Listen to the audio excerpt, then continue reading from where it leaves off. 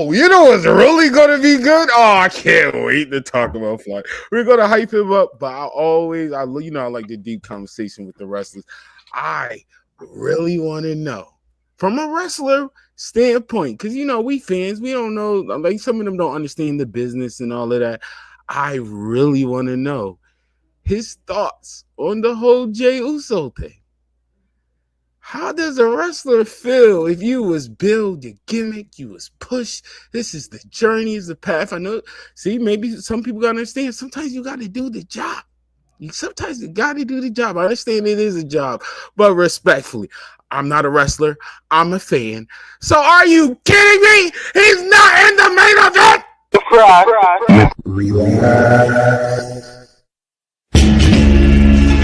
Swirling mass. Yeah. Black and white. Turn my mic up. Turn our mother loving mic up. Slim, what's up, Jay? How you doing? Yeah, I'll mute your mic. Hunger Games up in my head. Gotta get the dough, babies need. You gotta go and sit. Virgil. All right. Nah, you ain't doing me like that. You ain't doing me. For my Black Queen, Sasha. And Goldust. All right. Yo, you are foul, bro. You are Jeff Hardy at number 5. Number 5. Goldust. All right, Goldust. All right, time. All right. Eddie Guerrero's going to Wrestling God. You're just gonna have to be mad. That's just how it works. No, you whoa. Keep the job. I ain't giving donkeys today. That's the seed of God plotting on my. I'm giving you a horn swallow.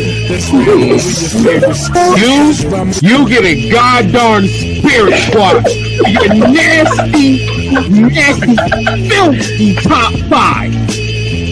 Peers who, as it appears, ain't on my tier. Being hated by cats who ain't make it, that ain't my fault. My favorite what? What is your favorite finish move? Favorite? It doesn't matter what your favorite finish move. Oh no. Oh, this God damn it. It's a photo 40%. Yo, Montez, I think you gonna be on. Yeah, I was about to say this. Hold on, yo. You lucky WWE got copyright love. Boy, I will play the street part. I'm excited. It should be fun. I'm gonna beat her ass, but alright, talk your talk. I'm more interested in it now than I was before. To be honest with you, I mean, I was interested in it because it's money in the bank. You know what I mean? It's like, you gotta have some good and bad in their team. And even when it don't make sense, whatever I feel like. I mean, because really that was their, other than like the AJs and stuff like that was really his, you know what I'm saying? That was like the most credible.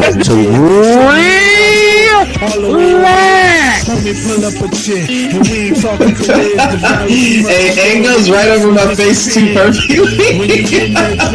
That is funny. I tried. I swear. Yo, listen. I tried. Stop. Let it happen. I'm gonna need you to relax. wow, dog. It's like you knew where I was gonna be on the screen. Relax. Yeah, I'm good on that.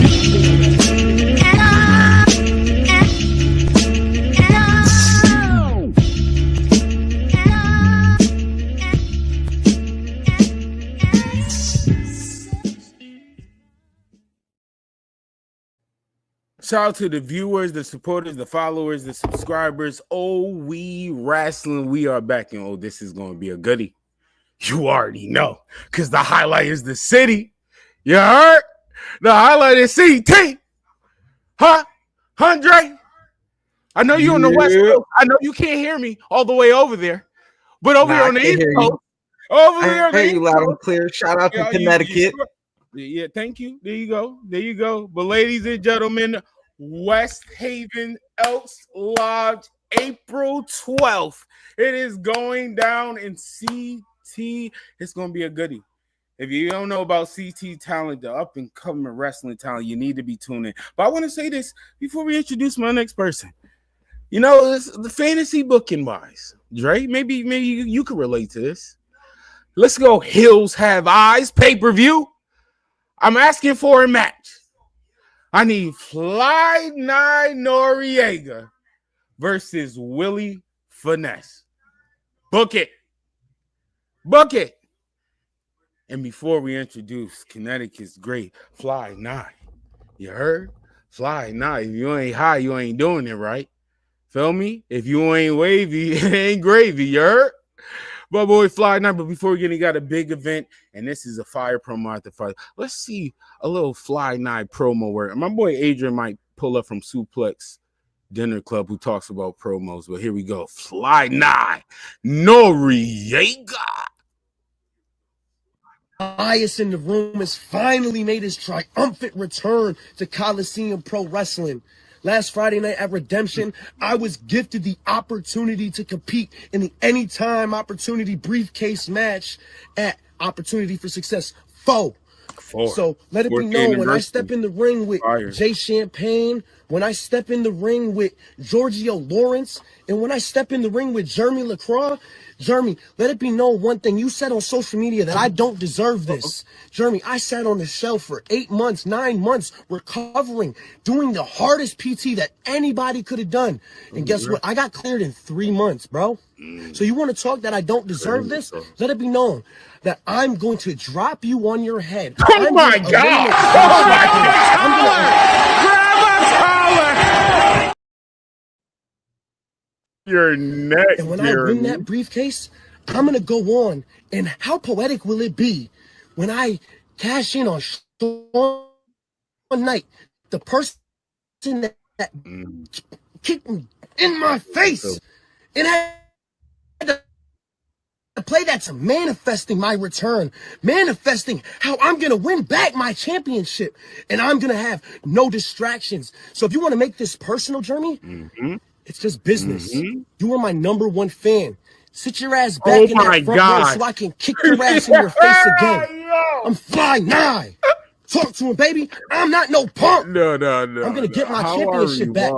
And guess what, Jeremy? No, that was fine. I'm sorry, people. Y'all know I love promos. That one, that hit. #1 fan.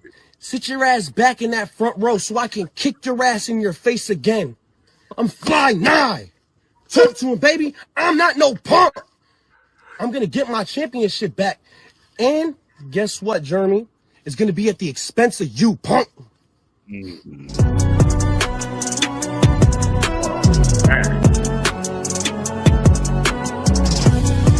Dinner close to the podcast.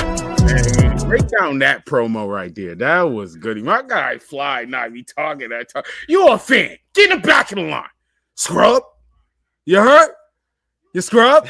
Well, let me stop doing the talking. It's the main eventer. Because we're going to talk about another main eventer. But this man Fly Ni. Matter of fact, before I get to it, I even use this man in WWE 2K24 for me and Dre GMO Wars, and he cooked food. He cooked food in the video game, cooked food in real life. Now, Jeremy, you might want to tell Fly Ni, thank you. I know who you are. You're the guy that's going to get dropped on his neck. From what I was told. He might be a chef. You might need to ask him that when he come on. You know? Ladies and gentlemen, it's the one and only. It's high time. It's Fly Ni Noreaga. Yeah. Talk to him, baby. Talk to him, cuz. What up, baby? No, we live, baby. Oh, we wrestling. We live with the Flyers, baby. Come on now. That's a fact. That's a fact. Fly Ni, man. We live. I want to get straight into the questions. I gotta get straight into the questions, the real ones. What was the moment that you was like, I know I'm gonna be a wrestling fan, and hold on, because you are a wrestler. And what was the moment you was like, I love wrestling? Because it's a difference of being a fan and somebody that I could do all the pain, I could go through all the work, I could run the ropes, I could take them bumps. You know what I mean? Like, what was that moment from fan to this is what I'm born to do type of stuff? See, I started training at 15, but when it finally like set in that this is like what I'm destined to do, it was the middle of the pandemic. I ain't know what to do. I'm sitting home trying to come up with some type of persona, some type of gimmick, something that really like suits me and what's best for business in the long run for my career and my future. And I remember just sitting in my apartment, no furniture, me trying to figure shit out throughout the pandemic. And I was like, you know what? I'm gonna make this happen one way or another. And my coworkers that I work with on the moving truck, they're like, you got a dream, keep going for that. Like, it's not just a hobby. This is something that like you could have a whole career out of. You know what I mean? We're in the mecca of wrestling and CT. Like, people in Connecticut, they either know about wrestling or they used to be wrestling fans. And for me now, that's my target audience, is to get people back into the reality of wrestling. People love wrestling. Is kind of like at this point now where it's too commercial and people just don't understand it anymore. You know what I mean? So for me as a fan and as a worker now, there's so much like access to wrestling at our disposal as fans. So for me as a worker, it's like, damn, as a kid, I had to pay $60 to watch WrestleMania.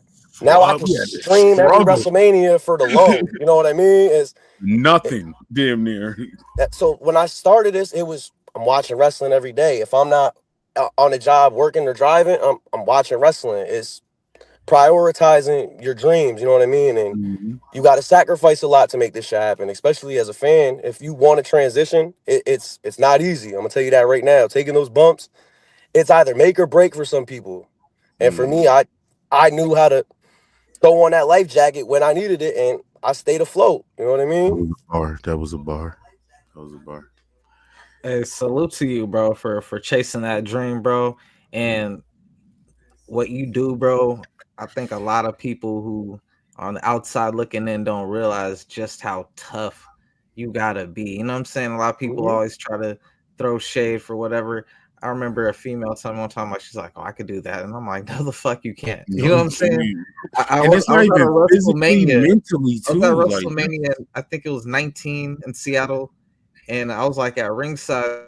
So when the match was over, like Brock, when he messed up his neck with that moonsault, like it was weird. Like after the show was over, they let us like crowd the ring, you know, and everybody like surrounded Brock like Superman in that Batman Superman movie when he was like around like the normal people and shit.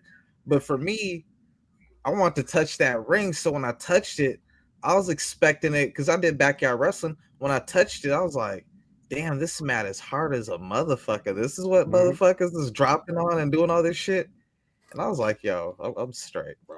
That's what I said. It's the people think it's like it's padding, there's a trampoline, it's bouncy. No, like that's wood under there. It's steel beams, bro. I'm landing on like a dance floor. If you think about it, people that are doing ballet and stuff, that's pretty much the floor that I'm landing on. It's hard wood. Because I'm like, man, these some big people up in there, so you gotta have something sturdy to hold them. You know what I'm saying? So I'm like, man, I don't know what people thinking, like you jumping on some pillow or something. Nah, bro, that shit hurt.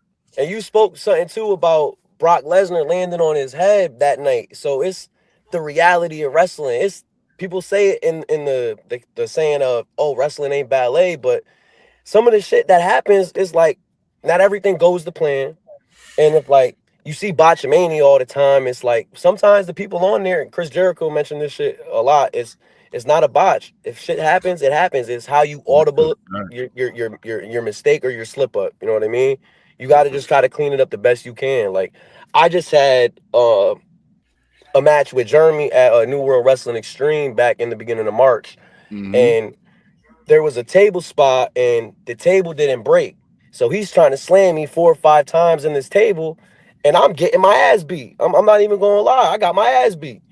But it's not that I made Botchamania, because either way, if that clip gets put to Botchamania, it's up there. You know what I mean? I'm not mad. It's something that happened that didn't go to plan, but we audible. Yo, in a sense, it's breaking the fourth wall. But yo, shit ain't breaking. Yo, beat me up, cause you know what I mean. Just, you got to do what you got to do in that moment. Because the fans behind it, they're gonna see, oh shit, that table didn't break. But now they're gonna see you slamming 4 or 5 times through that table, and if it still didn't break, oh my god, you're killing that kid. You know I want to stand up and see Dre know how I feel about that. So I really want to stand up and give you a standing ovation but having that mentality, because like I said, I know it's not easy, and I'm not a wrestler to just speak, but sometimes I don't like where they try to double down on the same move and like, but instead of doing what you said, like, bro, it failed. Let's keep the story going. Know what I mean? Let's play off of that mistake. Let's make it not a mistake. Perfect example. I like to tell people: Damian Priest went off the top rope. His foot got caught up. Chef kissed the Drew McIntyre and Damian Priest just playing through it.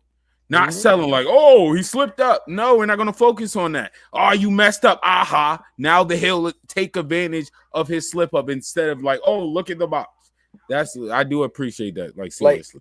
I'm pretty sure you're familiar with Northeast Wrestling out here in Connecticut. Yep, absolutely. So I had an opportunity at last year before I broke my leg to work at where was it, in Danbury? They had Hat City Havoc, and I was working with Wrecking Ball Legursky, and the promoter was like, you go out there, you got a couple minutes, you know what I mean? Just do what you can and with the time you're given. And with an opportunity like that, you make the most of it. I had literally 1 minute in the ring with Wrecking Ball. So I got a couple of offensive moves in, and then I went to jump off the rope to do like a Cody cutter or Osprey cutter. Yeah. And when I jumped off the rope, instead of like how I get give and I get that bounce, it just like buckled on me and it rolled. So when I went to jump, I'm diving head first backwards into the mat. And now I'm doing that in front of 1,300 people. Wrecking Ball, the professional that he is, grabs me, laughs at me like he's Wreck-It Ralph. Like, now he got his food right here. You know what I mean? We got to make the most of it now. You know what I mean? Yeah, I like that. And with the fact that it was a minute that I had, it made sense. Like, oh, damn, he slipped on the rope. He didn't get his offense in. You know what I mean? Now it's the reason why I was able to, not recuperate from that moment. You know what I mean? But as a professional, we made the most of it. The fans, oh, he slipped up, but oh, he just got his ass beat. Now there's a gauntlet match. There's 4 other people coming out. You know what I mean? So it's wrestling. You just got to make the most out of your opportunities and the shit you're given. Because I went to the back and I'm talking to the promoter, and as a performer, damn, I really just slipped up on one of the biggest nights of my career where it was make or break for me. And they're like, listen, you could break. You still made an opportunity. People still know your name. People aren't going to remember the 4 other guys that went out there, but you went out there, you got your gimmick over, you put yourself on like this pedestal in a sense to where like you want people to remember your name. It's not what you're doing in the ring. It's people remembering who you are at the end of the night. Absolutely. You could do a bunch of flips and dives like, yeah, I'm Fly Ni, but you're not seeing me dive off the top rope. You're not seeing me do all this crazy stuff that I can do, but what's the purpose behind it? I'm not going to do something with no meaning behind it. And also, can I? Okay, go ahead, sir. I thought you kind of got into like my next question before I could even answer, bro. So you already answered it for me, but I still want to iterate it. Well, there's 2 parts to this. Aside from the ring, and this wasn't my initial, but I'll say this one first. Aside from the ring being hard, those ropes are hard as hell too, bro. So I'm just like, man, all around, you were taking punishment. Then you were letting someone else basically take free shots at you, and you gotta, so that's you gotta be a little bit crazy to do that type of business. And the point I was getting to, I was gonna say is, it's more rare that you see a wrestler go through their career and not get injured. Then you see a wrestler, you got to be a special individual in my book. You know what I'm saying? And to your point, you mentioned you got a wrestling match coming up, but you also mentioned you got a broken leg. So you already had to rehabilitate from a broken leg, my G. And you know what? Some people's mentality would break after that and be like, I'm done. Those people who probably played some type of sport or had some type of aspiration in something else, and they had some type of injury, was like, you know what, I'm done. Dog, you went through it and came back, and now you right back at it, bro. Salute to you and to every wrestler who does that, because and that's why, feeding off of what he said, I asked you that question of the difference of fan and loving the sport, because obviously to go through all that, to deal with the ropes, to deal with the broken leg, and I ain't done, I'm gonna get right back at it, to even have that mental still alive, you have to love it. That's why I said, what was that moment that be like, bro, like, well, you answered it, but that's why I asked that question, like, what is that moment that just be like, all of that is worth it. To for other people that be like, man, he crazy, he lost his mind. But for you, I see the end game. Like even where wrestling is, if I was a wrestler, like it hits different because the level of where you can go now is on a bigger stage. It's not like WrestleMania, just not WrestleMania at this point. You might be WrestleMania on Netflix. Like, you see what I'm saying? Like the little things you can say as a performer and a talent. And then, like, I want you to remember everything. You probably already know this, but I'm gonna just say everything you going through, bro. Because when that moment happens, when that call happened, forget the contract, official signing. When that phone call happened, bro, from that broken leg to now. So all the people that, like Dre said, that can't even survive, you did. So some of the people you probably had haters like, oh, you might want to give it up. This ain't it. Fly Ni, punk ass.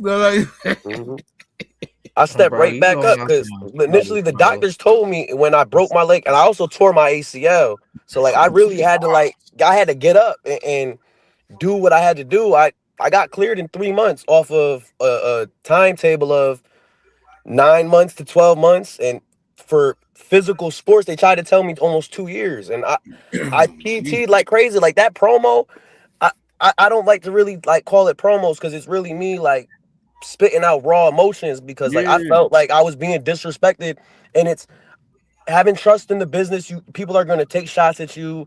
It may be a friendly shot or it may be like subliminal shots, you know what I mean? But sometimes I feel like there's certain subliminals that get put into promos, and it's like I'm gonna reiterate in my own way like how I feel about this in real life, but at the same time I got to keep it professional because it's still a business at the end of the day. I'm not gonna sit here and F this guy, F that guy, and you know what I mean? Like I could have easily said in that promo, yo, go yourself, bro. Like you could go eat a Frank, you know what I mean? The whole nine. I could have really wilded out, but no, I'm gonna drop you on your head. I'm gonna make you a fan again. Like I'm gonna make you remember the reason why you started this wrestling shit. Invested. I'm not gonna let that one bar. No, that bar and the bar you said you are a fan. Get in the back of the line. Yikes, that was a bar. But that was real though, because like I felt like I did get cleared in 3 months. I had to sit and wait and get the opportunity to come back and wait my turn. So now here I am. I'm not waiting no more. I'm gonna prove to everybody why I'm calling myself the real main event. I'm gonna prove to myself why I had to redeem myself, because I had to really sit back when I did break my leg and I had that ACL injury. Do I have the ability to still do this? Can I still perform the same way that I was performing before I got injured? Because I still had fear from my shoot job. Like I move furniture, so it's like sometimes it's like, am I able to pick this up and walk backwards with this piece of furniture, or am I going to get hurt? You know what I mean? Now I had to really build up the courage and between working out and working and just trying to train with wrestling. I'm really trying to stay on my P's and Q's on all 10, and I'm not allowing no more distractions, no petty shit to really like get in my way. So I'm prioritizing my dream, and that's maintaining my personal life and uplifting my wrestling career the best of my ability right now. Because I got a mindset from having to recover and going through a lot of like extensive therapy, from mental therapy to even physical therapy. Like I really had to sit back, and that recovery time is no joke, man. When you're sitting on your ass, when you're used to being on the go all the time, like at some points, did I hate wrestling? Yes. Did I miss it? Yes. Did I want to come back? I'm gonna be honest, there were some doubts that I had. I'm like, you know what? I might just retire now. You know what I mean? I'm scared to re-injure my leg or break my other leg because I've had bad knees since I was in high school.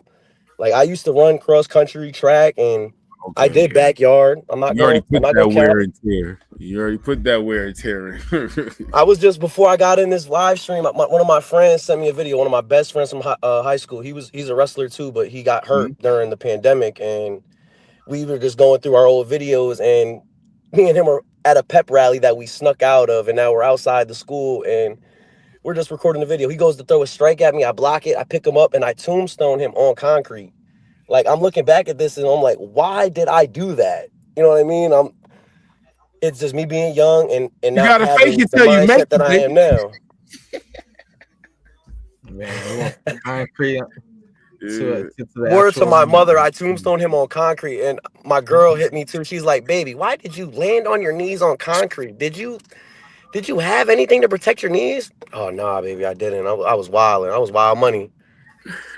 I hope you didn't do the jump with it. You know, Nah, I did the tiptoe. I did the tiptoe tombstone. Oh, I was like, oh, you gotta. Oh, let's see what. All right, That's damn dear, hilarious. damn dear. I said, brace your neck now. I said, you better tuck your chin. Man. Hey yo, all right, but I have to ask, because a couple of months ago, we had you're part of a team, and you got a manager. I see y'all still together. I like it now. That's all I'm saying. Would it be time to say that it's no more right now, cuz? Oh, it's Fly Unit. It's Fly Unit. It's Fly Unit. Oh, but I thought I saw the flyer. Yeah, you got to see the updated flyer. Oh yeah. Oh, I need to see that. You got to send me the video. It's all you gotta love, send though. me It's the all video. love, though. Oh no, inside scoop. Send me the video. I need to see the turn. It's all good. It's all good. There's no heat. There's nothing. It's just you know what I mean. Yo, absolutely. It's best that things happen in life. You know what I mean. It's best you do your thing. I do my thing. You know what I mean. It's all love. I wish the best. That's a fact. I got no heat though, you know what I mean? It's all love. Yeah, facts. What we did with Pay to Full, we tried to elevate our brand the best we can and promote and try to bring out like what the streets is for me coming from New Haven with cuz coming from Hartford. It's like we were meshing the two cultures together, bringing the 203 860 together and like trying to just bring the culture to the business, you know what I mean? And that's what it was. And sometimes, people drift away in life and it's life. You know what I mean? Sometimes you got a different journey and you see it later on. And we see the wrestling all the time. We don't even understand the business. Perfect with Jey and Jimmy Uso. Yep. And what a transition, because I gotta ask you now. In WWE, this man name.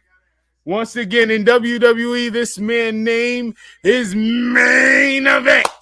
Jey Uso. And he's gonna fight a ring general business side.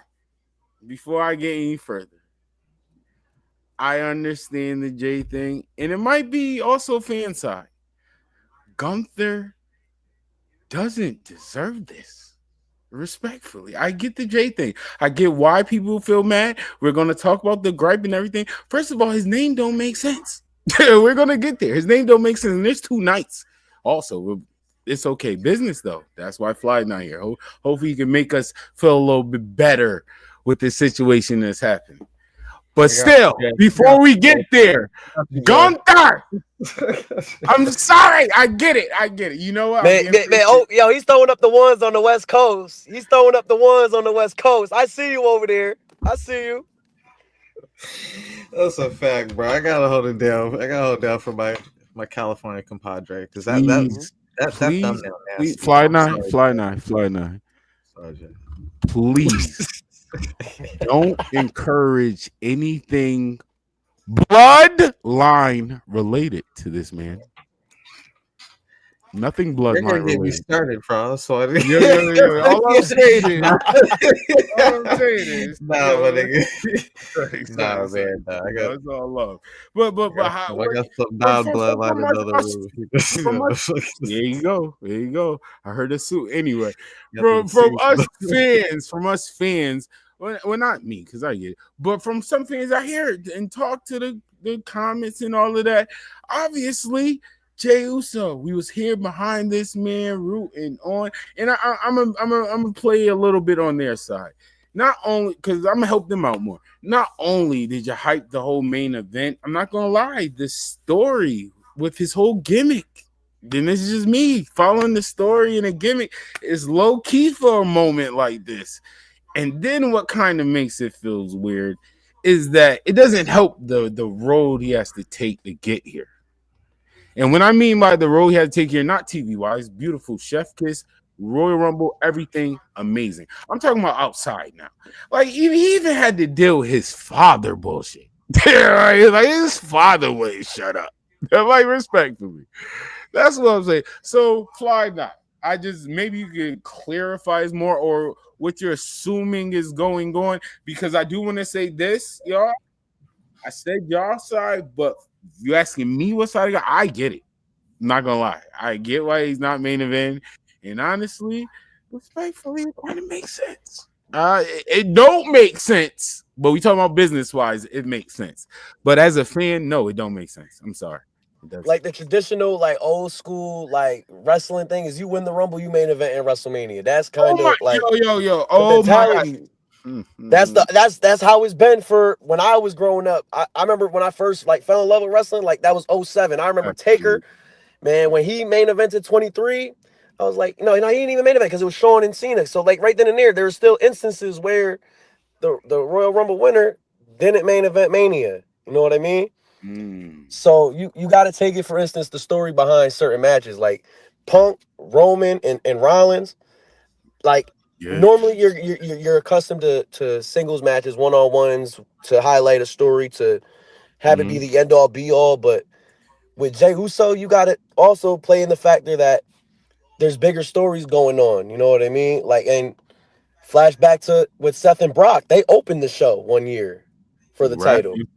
So not every show needs to have a title match main event your show. If you have a story behind it that is going to be the end all be all of the show, why are you going to send another match out there when this is the biggest one you got right here? Because even respectfully, the I hate to say it, the women triple threat, like fan wise, that's a little higher. I ain't gonna lie.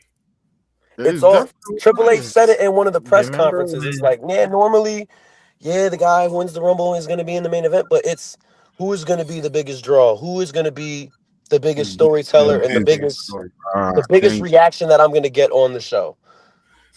Like, it's going to be a big moment and say Jey Uso does win the title and he does beat Gunther, but at the same time, I don't see Gunther losing the title. One more question for you. You remember what I said last week? I said you did say that. In the main you said that. You definitely said that. But fine, I had to ask you because I had a discussion with somebody. It didn't make me mad. It made me want to continue this argument for real. I have to ask you. Jey Uso and Gunther world title is not the main event.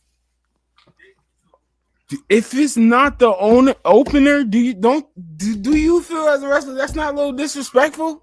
If it's not the opener, as a performer, for me in my situation, I don't care if I'm first on the card. I don't care if I'm second. I don't care if I'm the last match. There's going to be certain people that are coming to that show to see certain matches. So there's going to be fans that are going to that show strictly just to see Jey Uso. You know what I mean? So. See, he wasn't that good at his argument. So, if you're gonna like Jericho said it in an interview, it's like I went out there second and I felt like I got disrespected. But it's the position of the card and how you're able to tell your story. Sometimes being the second match, if the first match is gonna fall flat, you got to go out there and now you got to pick that crowd back up and pick up the pieces from the show from potentially falling apart. So it's a lot of responsibility being certain matches on the show. But it's how you deliver and how you perform as a performer to, oh my God, I want to see that guy again. I want to see Jey Uso potentially main event the show next if he does beat Gunther. You know what I mean? Now, you got to give them a reason to want to make you the main event. Go ahead, I ain't wrestle like you, obviously, but and real indies and whatnot, bro. So, but I would imagine, because I'm sure you've wrestled first match, second match, third match, last match, and whatnot. But I would imagine that it would be easier for a wrestler, your job that would be, if you go on earlier, because kind of like battle rap, you're getting a fresh crowd. You know what I'm saying? So like they hungry. That's a good comparison. I like that. The enthusiasm's up. You know, if everybody doing well, if everybody knocking it out the park, you might fatigue that crowd to where you really gotta do That's something. why I said if he's special not in the to get opener, that, I you feel know. that's So like disrespectful. Think going on about it second, like first third, impressions when you meet yeah. people. You know what I mean? So it's like, say if you meet me and say we were in public and you didn't know me from a hole in the wall, and you're like, "Oh, that guy's kind of an asshole." But then, like, say you meet me in a different scenario, and you're like, "Oh, he's kind of cool." But it's all about first impressions and how you are interacting with people. If you're gonna make people see you as an unapproachable person and you're not personable, you got no charisma, you got no personality, people aren't gonna want to approach you or talk to you. And that's certain things as wrestlers, you got to make yourself presentable. Like, I ain't gonna hold you right now. I'm looking a little raggedy right now. I ain't looking like the real Fly now. I've been on grind mode right Here now. we So go. it's like, Here for we me, go. sometimes it's like I'm a little angry in the morning. Don't approach me in the morning. But it's like certain wrestlers too. When you meet them in the airport, we live normal lives too. So it's like you got to be, you know, gracious of how you interact with people. Because say you meet a fan, and they really want to meet you, and then now you give them a bad rap, like, oh, he was kind of mean to me when I saw him. He's not really like approachable. You know what I mean? Certain wrestlers now, like Jey Uso, he's approachable. You got guys that really play into their character really well, like MJF, who is gonna give you the finger and tell you to go fuck yourself. Yeah, that's a fact. But it's man, wrestling is your character. You know what I mean? If people are gonna be behind you, people are gonna support you regardless of your position on the card. That's a fact. That's a fact. But I have to ask you, as all my questions, I know you're a wrestler, but I'm asking you if you was a booker. I'm just saying, is Jey Uso, like you said, presentation, what you get when you first approach this person. Jey Uso has the same type of like energy when you first see him, and I'm saying that in the greatest way possible. Think With about it, like how he kicked off Monday Night his, Raw out but that's what I'm in the saying. UK, and then And now when he won thank the you, Rumble, like he thank has you. the crowd right Stop, there in his hand. exactly. Stop right there because he does. Like he can shake the room. I seen him do it. So what I'm saying is, you're going to have.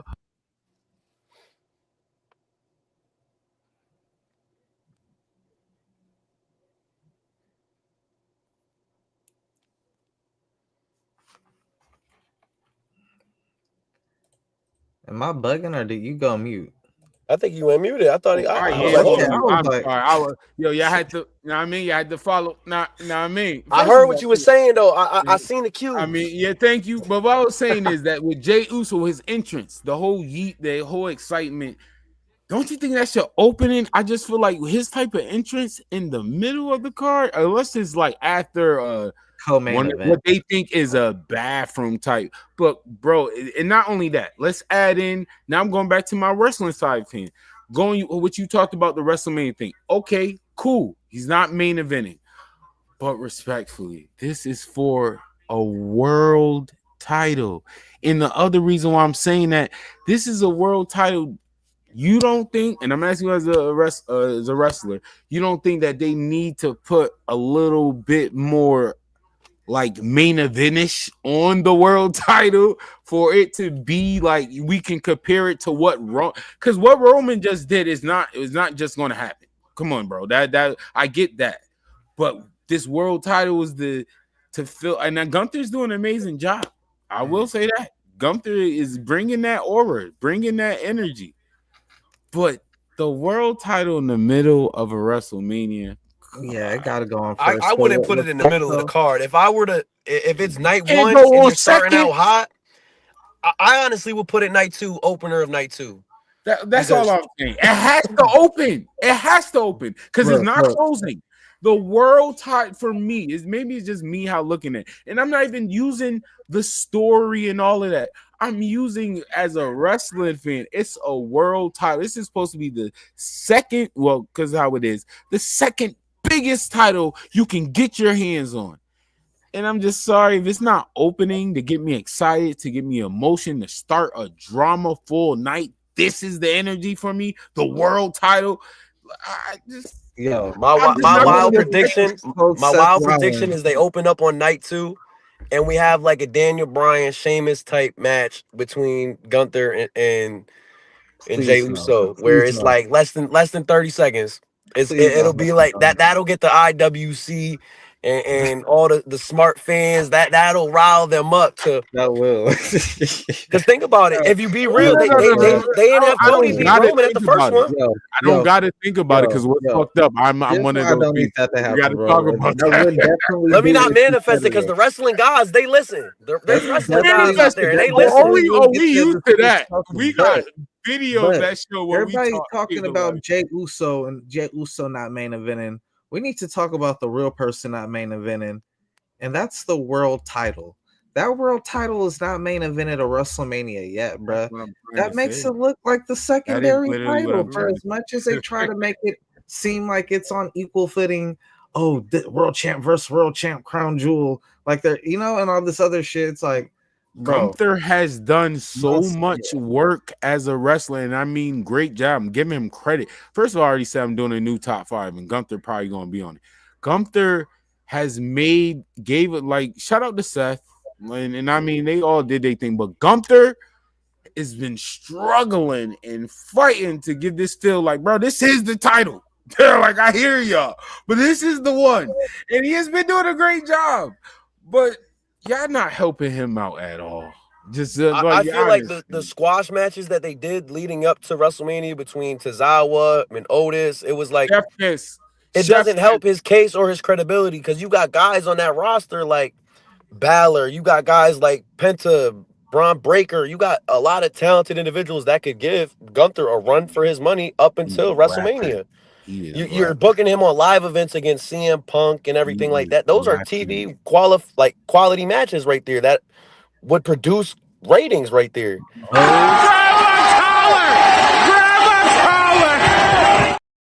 Especially the international shows. Matchups.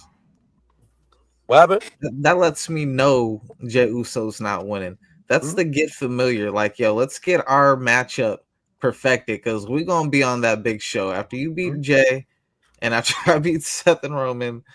I'm taking that title off you. We want this match to be flawless. So we're gonna do every house show we can so that when we get on a big TV, that shit gonna look like, Raw being international for the last couple weeks doesn't really help their case because when they go back to the States and they're gonna have certain places that are gonna react this like the same as the international crowds, but then there's certain places that they go that they're not the energy ain't there. Like crowds out here, I wish I could go out to the UK and they could sing my Lloyd Banks song. They could sing "I'm So Fly" to me. You know what I mean? Like Shawn Michaels hearing the "I'm just a sexy boy." He's sitting there dancing in the ring like he's feeling that energy. AJ Styles, the camera's shaking. You know what I mean? It's like that right there. They're making us look bad out here. You know what I mean? Like shit, I would love to go out there. You know what story? You know what story I think is going to show out the most of what he said? What I've been highlighting, and they've been getting away with it because they went overseas. John Cena and Cody Rhodes. The energy is exactly where it should be right now. When they get to the States, it's going to be what I've been talking about.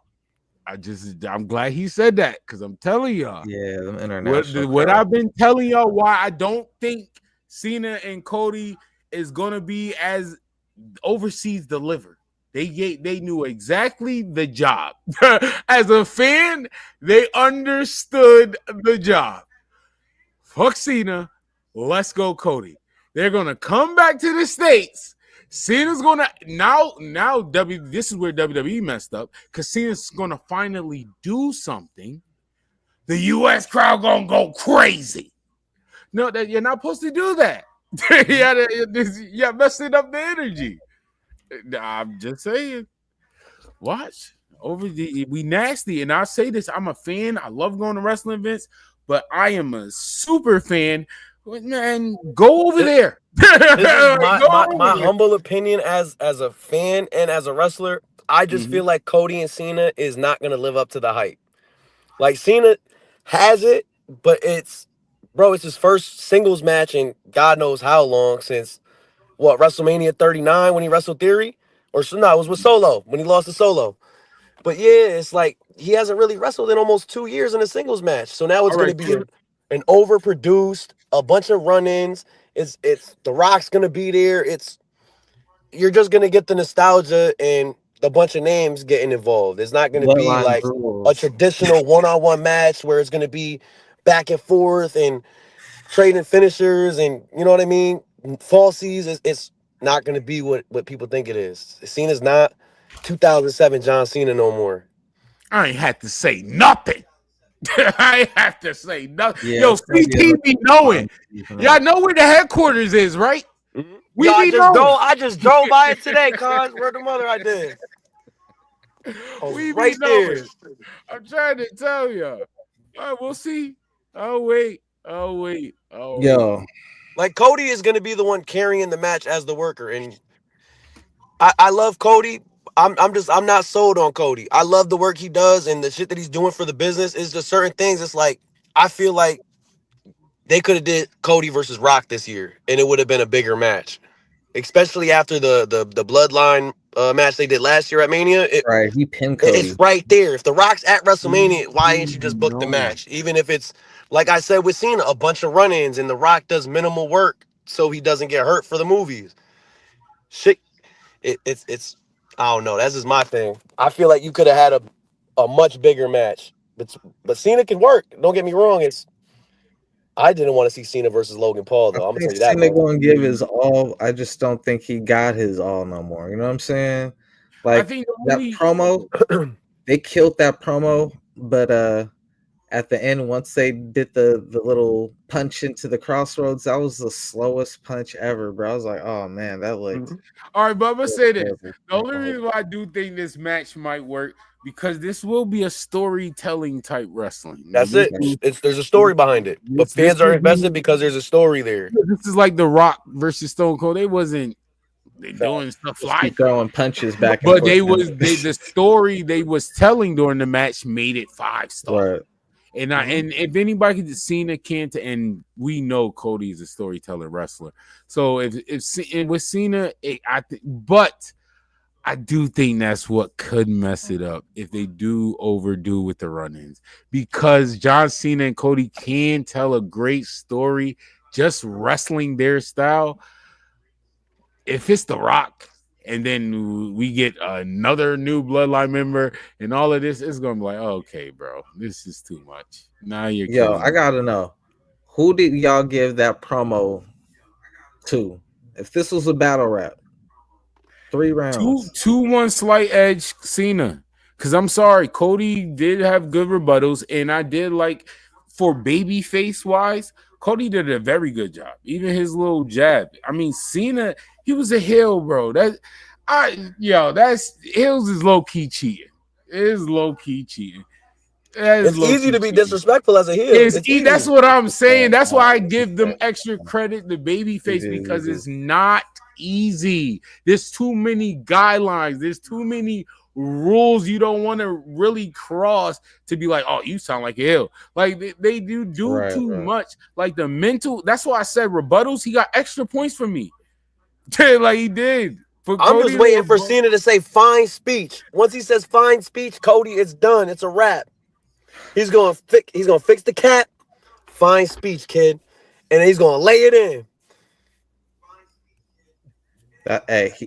Honestly, you know, I felt it was like one of them battle raps where the battle rapper went off a haymaker, but the haymaker was directed at somebody else. Still got the crazy crowd reaction. So everybody's like, he won. Like Big Gerald, you know, like technically it was Big Gerald who got smoked in that bar, bro. But you know what I'm saying? Like fucking no Tony slander today. Bar. No Tony slander. Everybody who takes money from Tony Khan, like, man, it was a double entendre. Because it's saying, Tony, you're not the billionaire, your daddy's a billionaire. And these people, they just stealing money from you. They're not really it was a nasty bar, bro. I'm not gonna hold you. John Cena can't win the world title because John Cena cannot cut promos against all these people. This is gonna be sick. I feel like because the way Cena's doing it now, and instead of like changing everything up and changing the gear, changing the music, it's the same Cena that we all know and are used to, but it's flipping the script. Like, you know what? Yeah, the shit I love it. In this promo about being a toy and a novelty act, and that's real life. And him using real life scenarios is the best way to get a reaction. Like That is a Cena's been fact. doing this for a while. Like all the make-a-wishes, all the meet and greets, all the autographs, the merch. You know what I mean? Like Cena's really that guy, and it's a passing of the torch moment to Cody because Cena knows Cody's the guy, and everybody's been reiterating that to him. Randy, Triple H, everybody's showing love to Cody. So Cena passing the torch and doing what he's doing now is only to benefit wrestling. Like, yeah, the promo was I'm gonna ruin wrestling, but in hindsight, if you really look at it, he's really trying to change the business. Hogan's heel turn that altered the business for years, and it still is something that's talked about. That leg drop to Macho Man, everybody still talks about that. That's one of the greatest heel turns in wrestling because nobody saw it coming. The way Cena locked in the STF on CM Punk, that's going to be a callback moment between Cena and Punk when they wrestle again. You know what I mean? Like, normally he does it a different way. Oh, you did it this time to really, like, put the nail in the coffin. You know what I mean? It's all body language. It's the little things in wrestling that matter. Like, The Rock did the throat slice. It's all actions, but no words. It's people can, he just did that. That's a million things he could describe in that one instance. It's like seeing a painting and it could tell you a million different things when you see it. A hot take before we could think, because you said something that made me think of it. It really is a hot take, but I really believe it. I do think Seth Rollins sold his soul to The Rock. And you know what made me think of that? Going back what you said with the Elimination Chamber. Remember, Seth Rollins locked in the STF.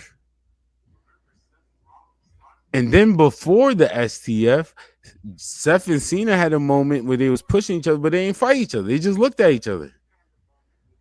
They didn't lay a hand. They didn't do a clothesline. He didn't even cuss him out.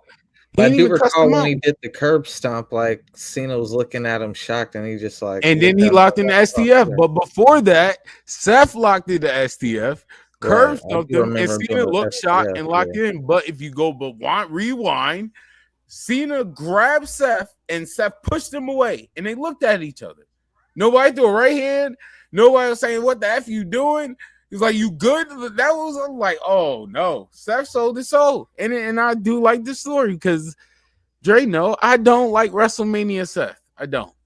I seen like I'm all into like seeing conspiracies and like theories that people have going into Mania, and I like people being thinking wrong. that Seth Rollins is gonna have Paul Heyman by his side. I think that would be for some pretty good TV, and it'll give Seth to do something different because I'm gonna be honest, I'm not a big fan of that song. I remember watching Raw during 2022 when he just changed the theme song, and I remember waking up in the middle of Raw during those 3 hours that it was, those crucial 3 hours of Raw during 2022, and I just couldn't stand Seth Rollins' theme song. So it's like I think it's time for like a revamp of his character. Like that's the architect. That's the Seth Rollins I know. You know what I mean? Somebody that could put on 5-star matches. Yeah, he's getting older, but if you look back at Seth Rollins, he could do a lot of character work, especially like when he had Buddy Murphy and AOP. Yeah, I was Like just he about could to run say his that's own one. faction. Yep, the Messiah. That was one of my favorite runs. I like the Authority too. I like Seth rolling the Authority. That was dope too. Seth running I his like own the faction music going forward, after especially with the the way Rumble. WWE is now, everything is a faction. Everybody's got a group. Everybody's affiliated with one another. And that's how it was back in the Attitude Era. You had the Acolytes. You had the Nation of Domination. You had the Ministry. You had the Corporation. You had all these teams. And it's not Right, like, yeah, we got to go for the tag titles. No, we're all allies. We're all people that are looking out for one another. It's like the clique. We have people that are all teamed up and running the roads together, and that's for me. That's how I see the business. You get your circle, you get the everybody to fill a seat in the car, and that's your crew. That's who you roll with. That's who I'm gonna pass this L to. Yo, here, take this. It's the realness behind That was this the shit. bar.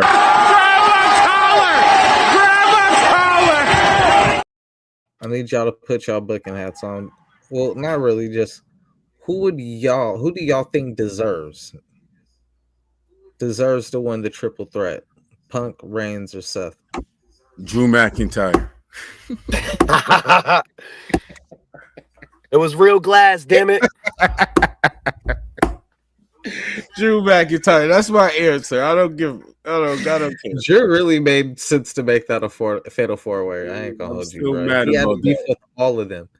He had to beef with all of them. So like it just, I mean, the only person he really don't got a beef with is Seth, but he's wrestled Seth more than the rest of them because the other two hardly wrestle, you know. So like Drew's doing the job for Priest. I wrestle.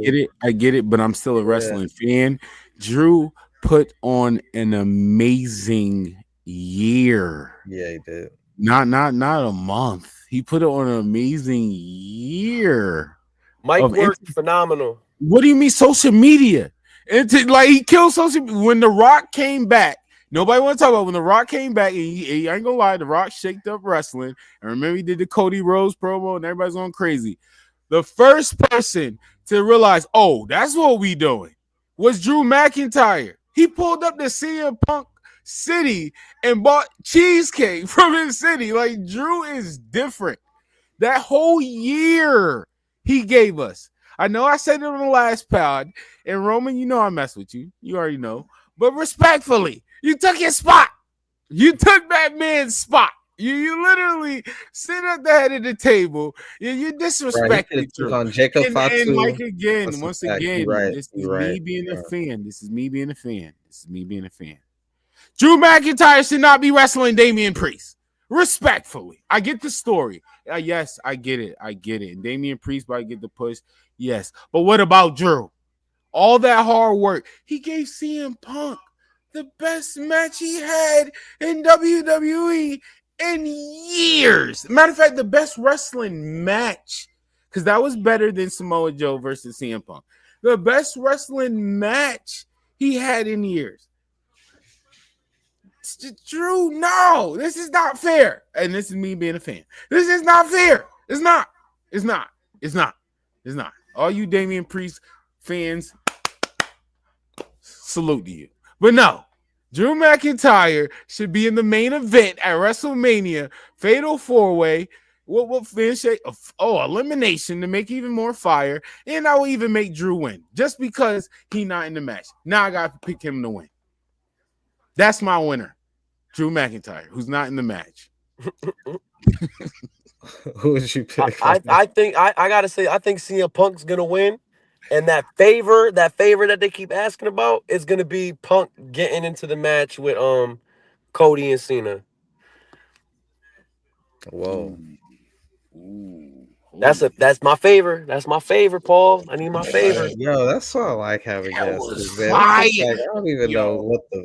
And then if that do happen, if you do, I hope that happens. You heard it here first on OE Wrestling with Fly Ni. You heard? I'm glad you said it. You heard it from him first, so I could be right at the end of the day. I was thinking the Fly Ni said it first, because somehow it can get back to what I originally called the triple threat, the super petty main event. If you thought Cena had a bar you had to figure out and do the scheme through the father, that's the bar of all bars. John Cena, my biggest bag in WWE versus Cody Rhodes, who made you,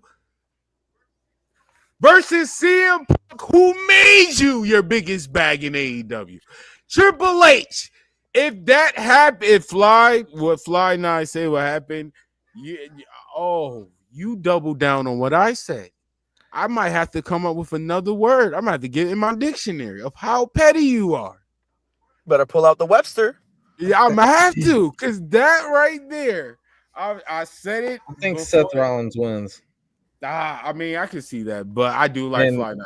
And I feel like I think he deserves to win more than anybody, bro. And the reason for that, all right, everybody else, it's a win-win for everybody. Roman Reigns is gonna main event. He's gonna break the record most main event WrestleManias. So even if you lose, you already won. You still CM won. Punk, you get your main event you've always wanted. You've already won, bruh. Seth Rollins, nothing. Twice last WrestleMania. You lost your world title and then you lost in the main event of WrestleMania. Can we give Seth Rollins his credit for acting, though? No, we can't give him his credit for acting. He got cut from Captain America. I didn't. All right. Damn.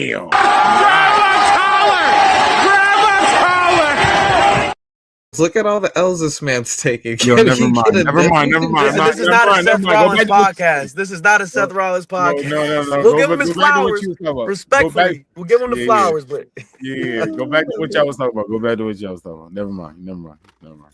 I don't know what I was talking about. Yeah, it's funny though. Seth Rollins was antagonizing CM Punk about, I've been in WrestleMania main event, you haven't. But this is really going to be Seth Rollins' official real first main event, in my opinion. I don't count the cash in. The cash in don't count. I don't count that, and I don't count the tag match either. And the reason I don't is because it wasn't like Hulk Hogan and Mr. T against Rowdy Piper. No, you begged to be in this match. Bro, it ain't like, that's what I'm saying, bro. Like, you was like, that could have been anybody. You were his +1 essentially, man. You know what I'm saying? Man, they should have brought Goldust, man. Goldust, that man. We need you, Dustin. Come on. Catch yourself. Like, let's go, Dustin. Dustin didn't like. If Vince McMahon was still running, it would have been the ghost of Dusty Rhodes and Cody Rhodes versus Roman and The Rock. They were bodying him the whole build-up too. I was just like, damn. That's a fact. But Dustin Rhodes, I thought he was not a fan of WWE. I thought he wasn't a fan of the whole Mama Rose story. He's AEW till he dies, man. Till that contract's up. Be mad at him, not mad at him. He loyal. Mm-hmm. Loyal to the soil. It's a fact. Not mad at anybody that's being loyal. Yeah, all right, yeah. Can we talk about some Roshi shit now, my niggas? Hold on, my nigga. Hold on. No. With the greatest special guest referee attire, my nigga, of all time. Yo, hey, that attire was so great that she didn't get one, but she got 2 haters. And we gotta repeat offender hater, bruh. Zoe Stark, pump your brakes. You need to relax. First Jada Parker, now Bianca Belair. What is it against our black queens? Yeah, Fly Ni, you don't gotta say nothing. Like the right to censor. No. Hold on. Respectfully, you don't even gotta put race into it, yo. You don't even gotta put race into it. Look how Jada Parker looked, and look how Bianca.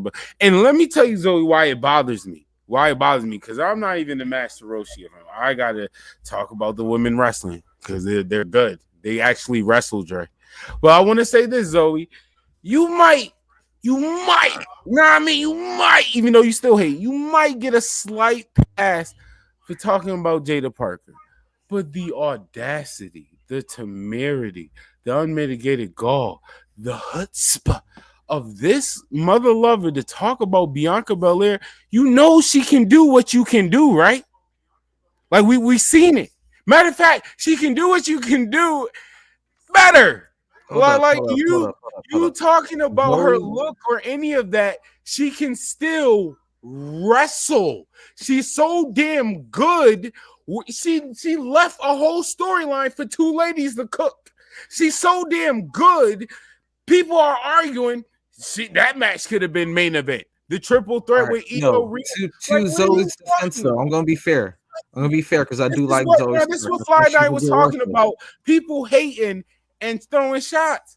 She's hating, but I'll be fair at the same time, bro. Please make it make sense. I'll be fair at the same time. Please. She doesn't have those attributes. So for her to make it there, that says something for her as well. Like, yo, you was able to make it strictly off skill because you don't have that. So I'll give her that. Because she is a fire wrestler. But what gets her off the hook with me is I said there were 2 people. How dare the second person, Mickie James, of all people? You said you have the nerve. I still remember Mickie. Yo, I was a teenager. I remember when she wrestled Trish Stratus. And you got the most banned wrestling clip ever. Yo. I used to have the VHS tape when Mickie James matches come on because I knew she was just gonna have her ass cheeks out the whole match, bro. And you over here talking about Bianca Belair, bro. Seriously? Yo, when I was younger, trying to get some box, I blame Mickie. This is your fault. I used to do that. Like, yo, you know what I mean? I'm like, it's got like, that all from right, when you. you was I hot, got it's that okay, from but you. now that you're a little bit older, I guess you're not as hot. Like, there's still plenty of people who take you down, Mickey.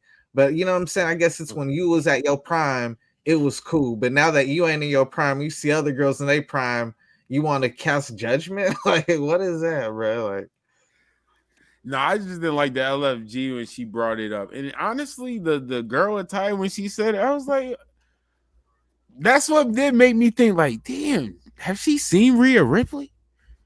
Like, have she seen a world champion wrestle? Like, It's more or less with the wrestling now, and this is me off of doing a couple of seminars and tryouts with certain people, especially like I did a Gabe Sapolsky one. He's like one of the WWE like talent scouts, one of the like executives, and he runs Evolve. And he was talking about the sex appeal in wrestling. If you're not, like I said before, it's your appearance, it's how you look. If you're not a person that has a good appearance, and 9 times out of 10, it's going to be hard for you to make it in wrestling, especially as a female, because they over sexualize the sport sometimes. And with women, I'd like to see women wrestle. I don't like to see. I'm gonna be real. I don't mind seeing ass. Don't get me wrong, but it's the content they're producing. If you can go out there and you can shake your ass, cool. But can you put somebody in a headlock? Can you actually run the ropes? You know what I mean? It's shit like that. Because there's a lot of women that are in the business that are all ass and no assets. you definitely listen to battle rap. I do. There's a lot of battle rap in New Haven. I ain't gonna hold you. Me and my coworkers early in the morning, they'll put that shit on and we just listen to battle rap. I'm like, okay, that's straight. We'll listen to it. Let's go ahead. So Fly Night, I don't know how we didn't start. But no, it's real though with women wrestling, because like I'm dating somebody in the business and there's a stigma, you know what I mean? Especially as a female wrestler, like maybe she's with this guy, that guy, this guy. It goes around, but it's your appearance and how you promote yourself. If you're looking like a thought, people are gonna think you're a thought. But it's how you, like Rhea Ripley. She's happily committed, but she's living her best life right now. She's in the best shape of her life, and she's gonna show off her body. You know what I mean? Right. Same thing as a man. If you feel good about yourself, shit, I might take my shirt off. You know what I mean? I'm a rock like that because I know I can. Yeah, I see that too. Cora Jade, I ain't gonna hold you, man. Cora Jade's all plastic, and she toxic.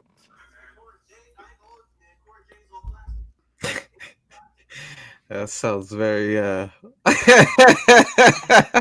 don't even sound like a first. See, man, when you're He hurt my feelings. Damn right I did. You can find her on Fresh and Frost TV, GMO Wars, by the way. Yo, Fly Night, I gotta ask you your top 5, your personal top 5 favorite wrestlers. No, in no particular order. It's gotta be Guerrero. Oh, he won already. He won already. The rest of the list don't matter. This is gonna probably hit home for y'all. But in 2005, Eddie died on my birthday. That was my birthday, November 13th. So it's kind of like that shit hit home to me. Like, that's my birthday. Like, now I feel like I got some type of like, I don't want to say I got no ties to it, but now it's like, damn, that's my birthday. Like, everybody's gonna put tributes to Eddie on that day. So now it's like, there's certain things I want to do like Eddie. Like, I've always wanted to do the Three Amigos. It's just it never came in the match for me to do it. You know what I mean? But I've done the frog splashes. I don't got a good frog splash. So you know what I mean? I gotta try to rip something else. But I got Guerrero. I got Shawn Michaels, without a doubt. Shawn Michaels. Yo, his list is fire, Dre. Dre, you heard it? This is your list. He said HBK. Yo, he said HBK. I gotta go with Chris Benoit. No shame on whatever it is outside of the business. I'm talking just strictly from as a performer standpoint. Gotta go with Chris Benoit. And then now it's the last two is kind of hard because you gotta throw in CM Punk. But then that last one is for real, and it's, oh man, this was hard going for 5 because I normally would do like 10 because it's easier doing 10. But I gotta go with either Stone Cold or The Rock because those two right there is like pioneers in the business of their time. Two top tier talents at the same time, being able to, here, you take the ball and run with it real quick, or here, Rock, you go run with it real quick. They're able to balance that out, especially being at the top of their game when they were there. You know, that was a fire top 5. That was a fire top 5. Because, like he said, there was no Brett in that top 5. There was listen, no if you have to choose between Shawn or Brett, as much as I love Brett, listen, man, Shawn always said controversy creates cash. Yo, Dre, I'm not mad at you because you started watching wrestling in 07, my nigga. 2007. And tell me, did you hear? don't got the Bret Hart As crazy as it is, yeah, I started around 2007, but there's the history books right there, cousin. The history books is real, man. You go through the nostalgia ones. Nah. It's like, nah, you gotta live it. You gotta live it. You know what I'm saying? I got to put myself in there. You know what I mean? I've watched a lot of old Shawn Michaels tapes, like AWA Shawn Michaels, when it was. You know, he's talking. He's talking. He watched a lot of HBK tapes. Let him finish. Like old school shit, like AWA Shawn Michaels, the Rocker Shawn Michaels. When he went solo, like those are the tapes that you got to watch because that's the Shawn Michaels everybody's talking about. Yeah, the Attitude Era Shawn, post Attitude Era was different, but this Shawn right here was somebody that was a force to be reckoned with, man. You don't fuck with 90s Shawn Michaels, man. He was on that booger sugar. You don't forgive them for they know that one. Halcyons, GHB, Plastidil. No, the Plastidils I think were in the early 90s. But I know there was some GHB and Halcyons on the flight. Halcyons were some things that we took sometimes just to go to sleep for a long period of time. And sometimes you use them for a rib. Switching subjects, so let's give AEW just a little bit of discussion. And honestly, let's go straight to the juicy part, man. Vlad TV, Swerve Strickland, what are you doing on Vlad TV? He's snitching. He's snitching. That's where the snitches go. Swerve, like, why? Like, what other wrestlers been on Vlad TV, bro? Like, this dude be wanting to like be at every, like, you see him with every single rapper he could attach himself to, man. Now Vlad, bro, like, you gotta stop clout chasing. You a celebrity too, Swerve. But if you follow rappers, why would you choose Vlad? I feel like you will learn that everybody know about Vlad, bro. Like, what's like? I think he's using it as a platform. You know what I mean? Because there were certain things that he addressed, and it was kind of like the Booker T thing. I wasn't like really fond of because it's like Booker T was just somebody at the time. He was a crab in the barrel. For him to try to stand up to certain people at the time, he already stood up to Vince in a way. You know what I mean? Where Vince kept him around, and Booker T is a GOAT. Commentary in the ring, you know what I mean? Outside the ring as a coach, he does everything. I said it, Swerve. You taking shots at the wrong people, especially at the wrong time. Like Booker T, like you said, like he's just so respected, especially right now after all he's been through. He's introducing superstars to WWE. WWE definitely behind Booker T. You are guy, Booker. He's killing, like he said on the announcement table. He's putting superstars over with his commentary. Like, even how you want to look at, even if this is Master Roshi, Stephanie Von Curie, that's a whole moment.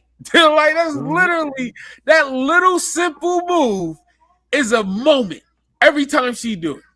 Because the video that went viral with Booker T when he was walking out just to the commentary booth and they were just chanting, Hulk Hogan, we coming for you. We coming for you, Hulk Hogan. Like that right there was, you see Booker inside corpse and he's like, oh my God, these people are crazy.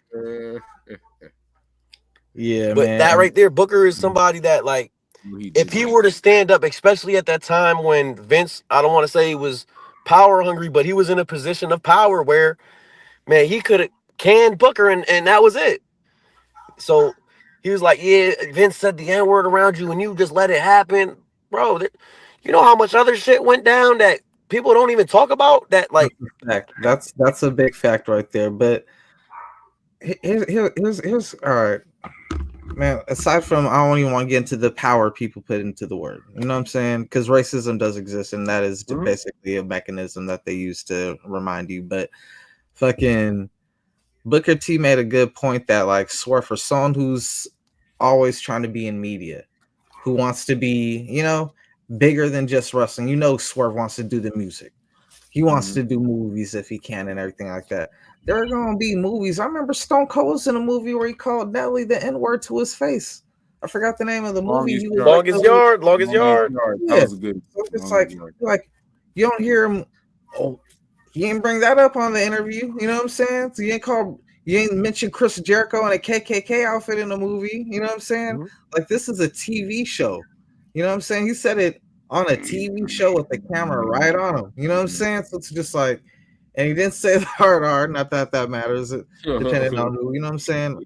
How you feel about it. You know, but so for you to like act like he did that like off camera and that was directly, you know what I'm saying? Like out of context, you make it seem like he just like called him the N-word and punked him out when really like that was a skit with the white dude who acts like a black guy to the older white guy who don't get, you know what I'm saying? It's like the white parent with the young kid, the young white kid who's around the black kids at school, and now he's trying to like, you know what I'm saying? Try to like connect with this kid, kind of like you see Half-Baked when the dude starts smoking the weed because his kid was smoking the weed, trying to like get a connection with his kid. That's how I took that whole segment. I didn't even take it like that, but some people so damn sensitive that, you know, they flip it like that, and that's how I took. I'm not gonna lie. The more you talk about it, it's just reminding me how nasty Vince McMahon is, though. I just saw imagine if Do-Rag Vince did that. Now that would have been even crazier.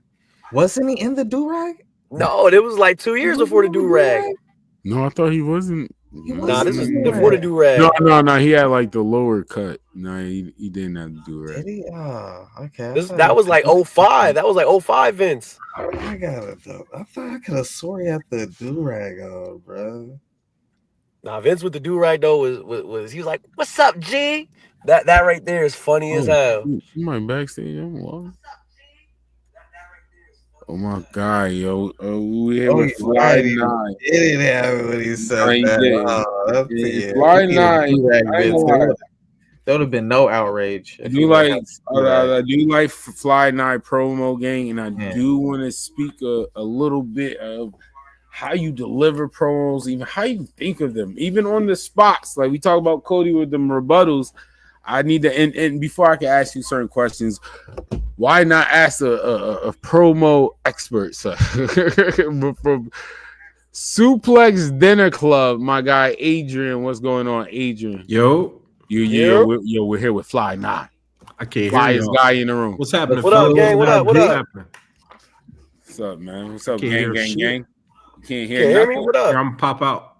Yeah, you gotta fix that. I can hear. But that's my guy Adrian from Suplex Dinner Club. Normally they highlight the promos. They even talk about the old school promos, the new school promos. I do think that's dope. But before he fixes stuff, I do want to ask you the promos. How do you go into them? Make sure you deliver the passion behind it, the aggression. But like you said, I dare you say for you like to do what's more realer to you. Like you said with the broken leg.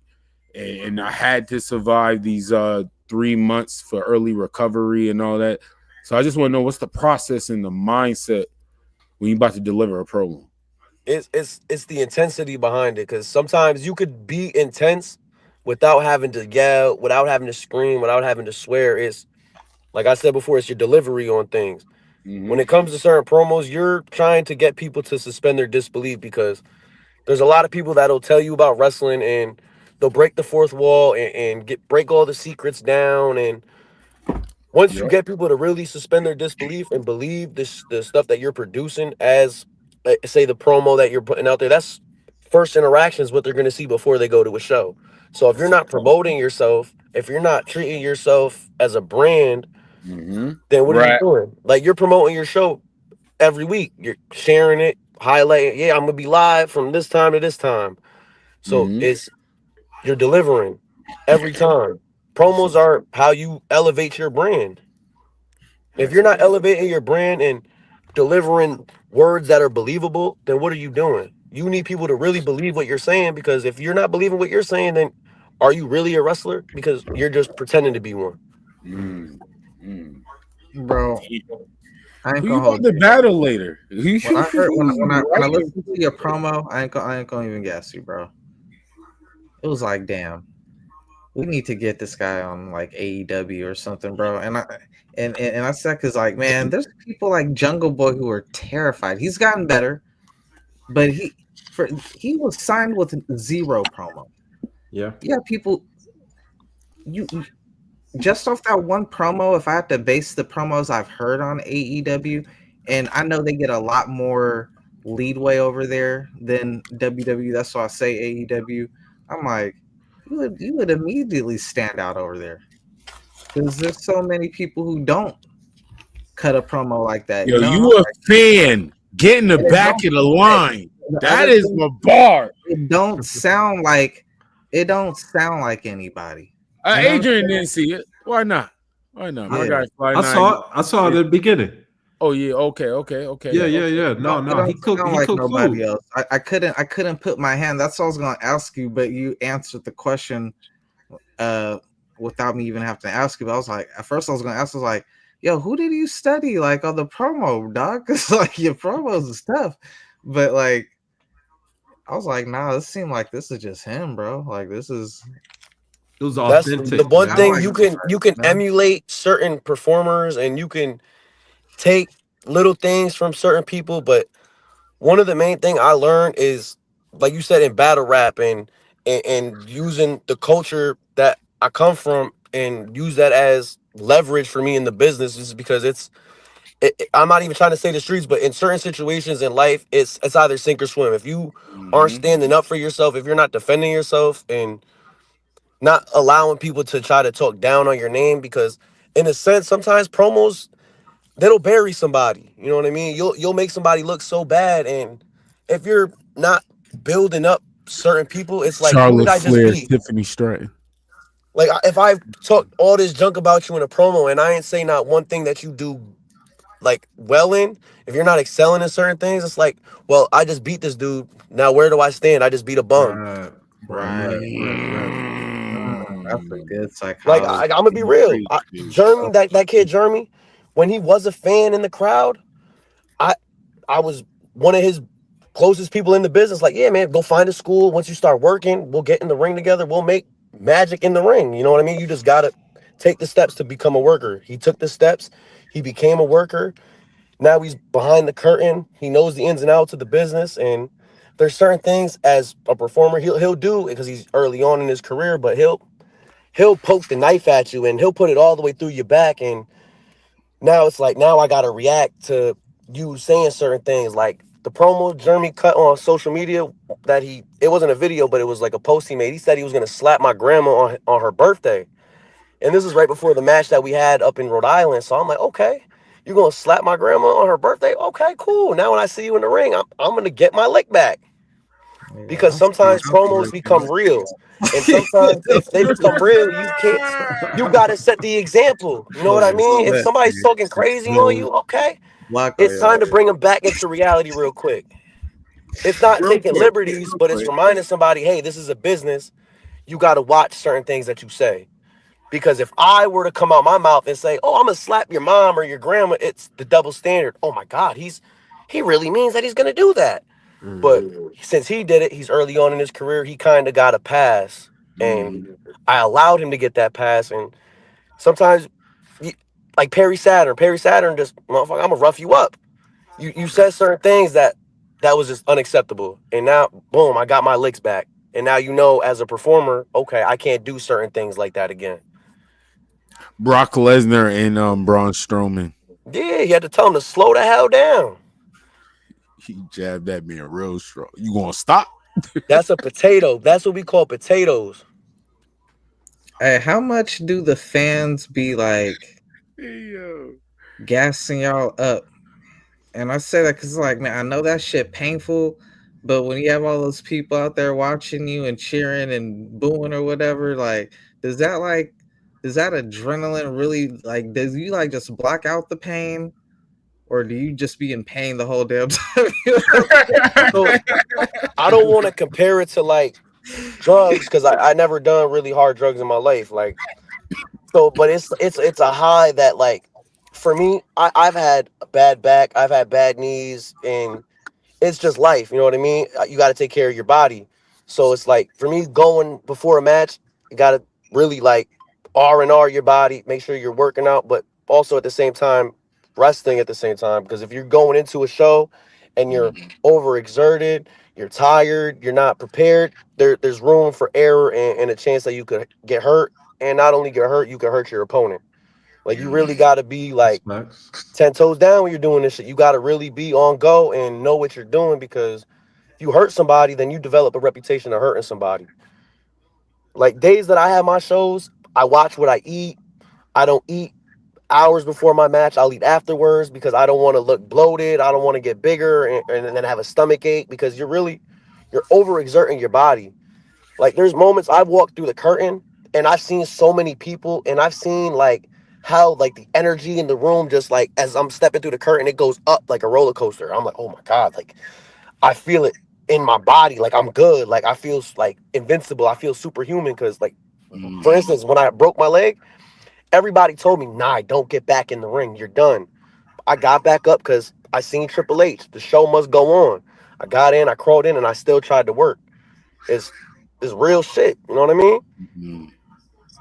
You can't fall back on this wrestling shit and like not like give it your all. You gotta really put all these eggs in this basket if you're gonna do this. You can't slack off and I'm gonna go easy tonight because my back hurts. No, I'm gonna go out there and I'm gonna give these fans a show, and I'm gonna make sure, like I told you before earlier in the podcast, I want these people to remember my name. People are gonna remember Fly. They're oh, that guy right there, the kid with the headband, or the kid with the nice Jordans, that guy right there. Like, one way or another, you're gonna remember me. If you can't remember my name, you're gonna remember my outfit. You're gonna remember something that I did in the ring. You're gonna remember a promo. You're gonna remember me because of something I did, one way or another. Because like I told you, you're a brand. You gotta perform like you're a brand and you're your own business. It's a fact, bro. It's a fact. Like, these promos are real, bro. If you're not promoting yourself, you're not doing your job. That's a fact. Yeah, you got any questions about promos or something you want to ask? Oh shit! I just came on here to shit on Swerve Strickland. Swerve, Swerve. I just came in here to talk shit, man.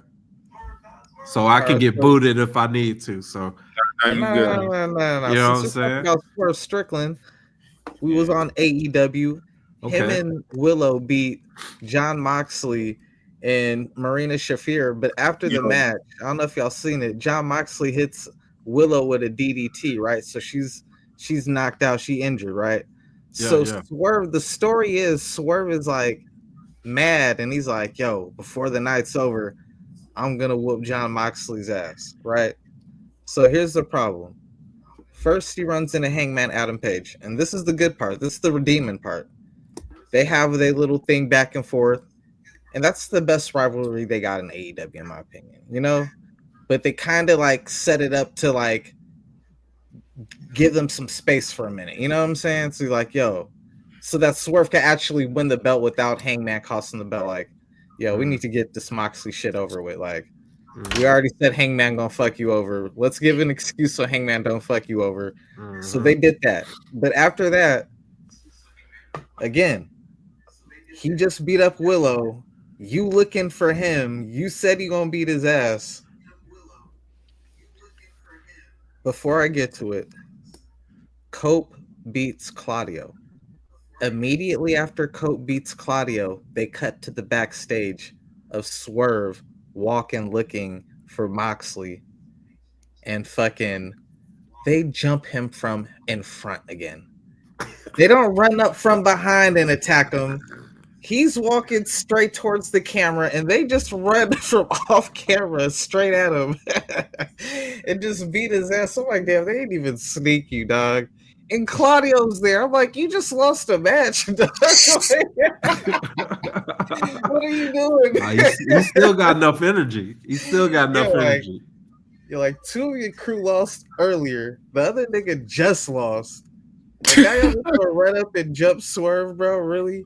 Like, after you just said he go whoop your ass and everything, just beat him up and then power bombs him on the glass, bro. So I'm just like, damn, you doing glass spots? Like, you got a pay-per-view this weekend, and you gonna risk him not even making it to the pay-per-view on free TV? A power bomb on the glass, bro. Like, y'all really, man. I like how you still call them pay-per-views, though. They're not PLEs, they're pay-per-views. That's a fact. PPVs, man. They ain't pay-per-views. Not PLE crap. Well, Tony Khan's a pay-per-view. Oh no, that was a good one. That was a good one. Oh man, AEW almost got away. You almost got away with it, but you didn't get away. Yeah, this is what you almost got away with it, but you didn't get away with it. No, it's Mania season. It's Mania season. No, it's Dynasty season, man. What you talking about? They over here talking about they doing like a million. Yo, they had a crazy number per week of hours watched on Max. That was crazy. That was insane. The amount of hours. I'm like, I don't think. Well, think about it. Nobody was able to watch 2019 Dynamite for years, unless you had it on the DVR. Damn, somebody did do that. Yo, Dave Meltzer. We forget Dave Meltzer might have single-handedly accumulated a lot of that. Him and Brian Alvarez. Damn. I gotta watch this Young Bucks match, man. I gotta watch it. Give it 5 stars. But they was talking about 500K, which is damn near what they get on TV. And then the executive comes out and says, "No, we haven't released no numbers for AEW." So the numbers people have been reporting, they basically just got denied.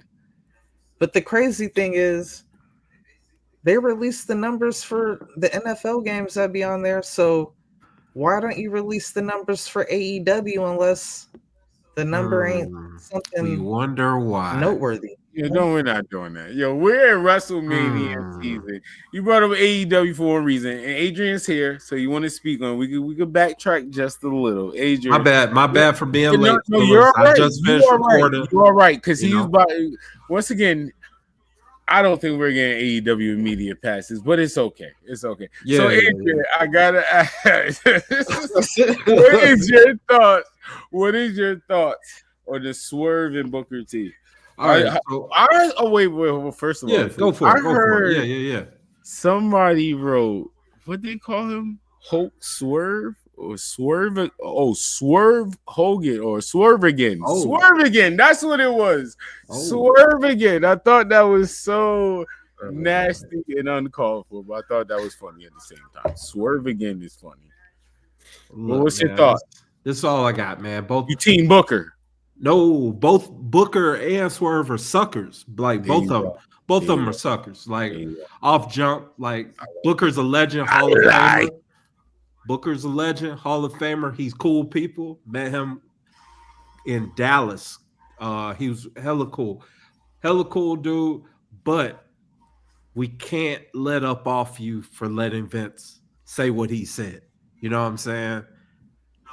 But my thing is this, Swerve. You call out Booker for letting Vince say that, but you come back 10 years later basically to work for that man, and you didn't run up on him about that. You didn't check him on that shit. I don't think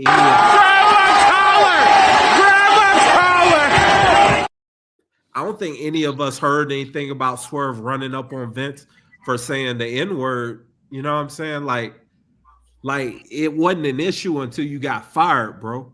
Like let's call it what it is. Oh my God.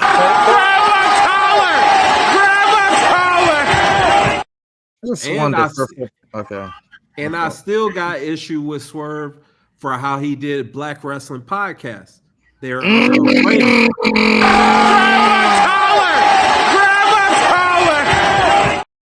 like you don't want to be acknowledged. You don't want to be acknowledged. I can't press it no more, Adrian. You don't want to be acknowledged as a black wrestler until you win this championship at AEW. And now all of a sudden, I'm the first black wrestler to win the championship. The fuck are you talking about? What are you on? Nasty, because he keep doing that. Even after Bobby Lashley said in that press conference, could we move past that? After he was rated by the BRP, he was like, I don't want to be put in a box as a black wrestler. Like, yo, what is you on? What are you talking about, bro? Meanwhile, Ricochet on there, probably. Yo. Come on, chill, bro. No, we're not doing that. Let's have a good pod. Last slanderous point. Last slanderous point. Me off, yo. I can't believe not. It's top dollar Swerve issue. Swerve, you a hoe for that, man. You a hoe for that. top dollar stood on business for B-Fab and his homies while you were quiet. And then when you got fired, now you want to talk about top dollar. There you go, Vlad. Oh, that's a bar. Shout out to top dollar. Shout out to the homie because he's working.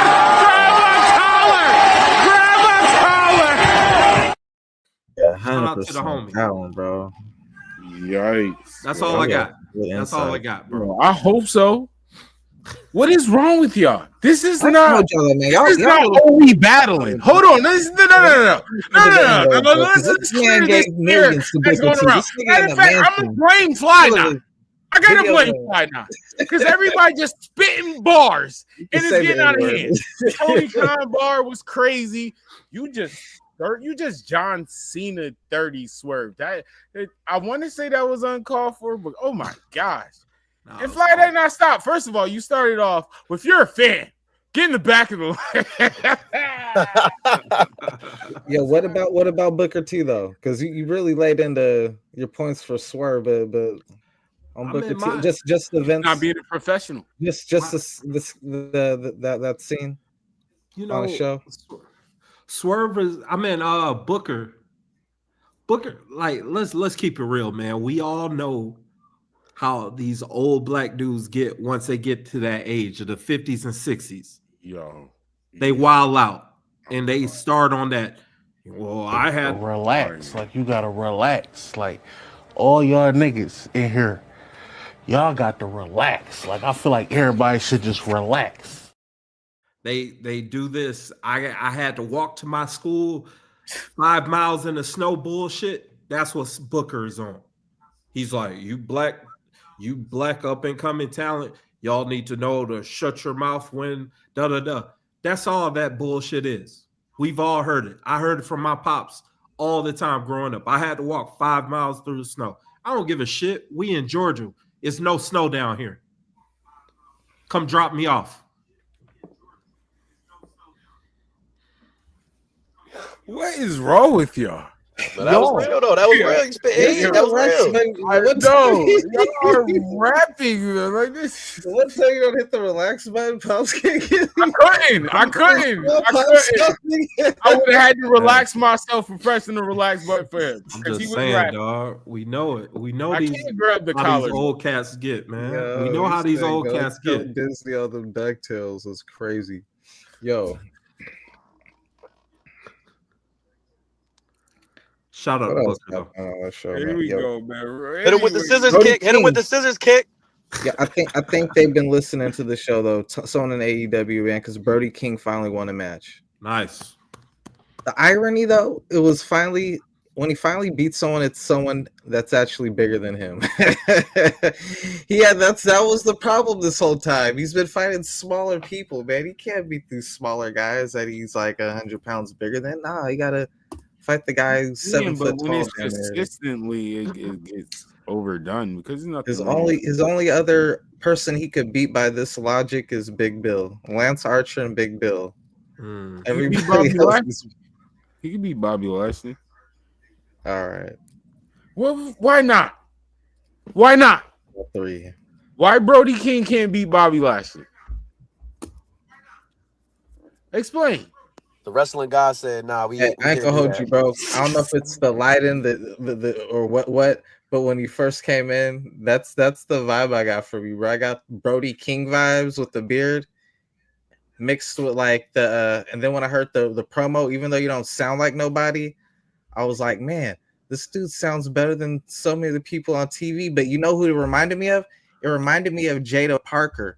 How like she just came out of nowhere, but she talks better than most of the other people. And a lot of them people probably grew up wrestling fans and shit. But like her, just her street background and shit, like, you know what I'm saying? Like I hear your street background when you doing your promo and everything, you know what I'm saying? I'm just like, I got you don't sound like Jada Parker, but it gave me that street smart, you know what I'm saying? Like, oh yeah, this motherfucker talk to a motherfucker. You know what I'm saying? Like authentic. It sounds authentic. Right. Your promo, right. your promo is authentic, bro. Like authenticity is something that, like, if you're not striving for that as a wrestler, if you want to, like, I see a lot of wrestlers on the indies now, like, they're trying to emulate shit that they're seeing on TV, moves that they see on TV.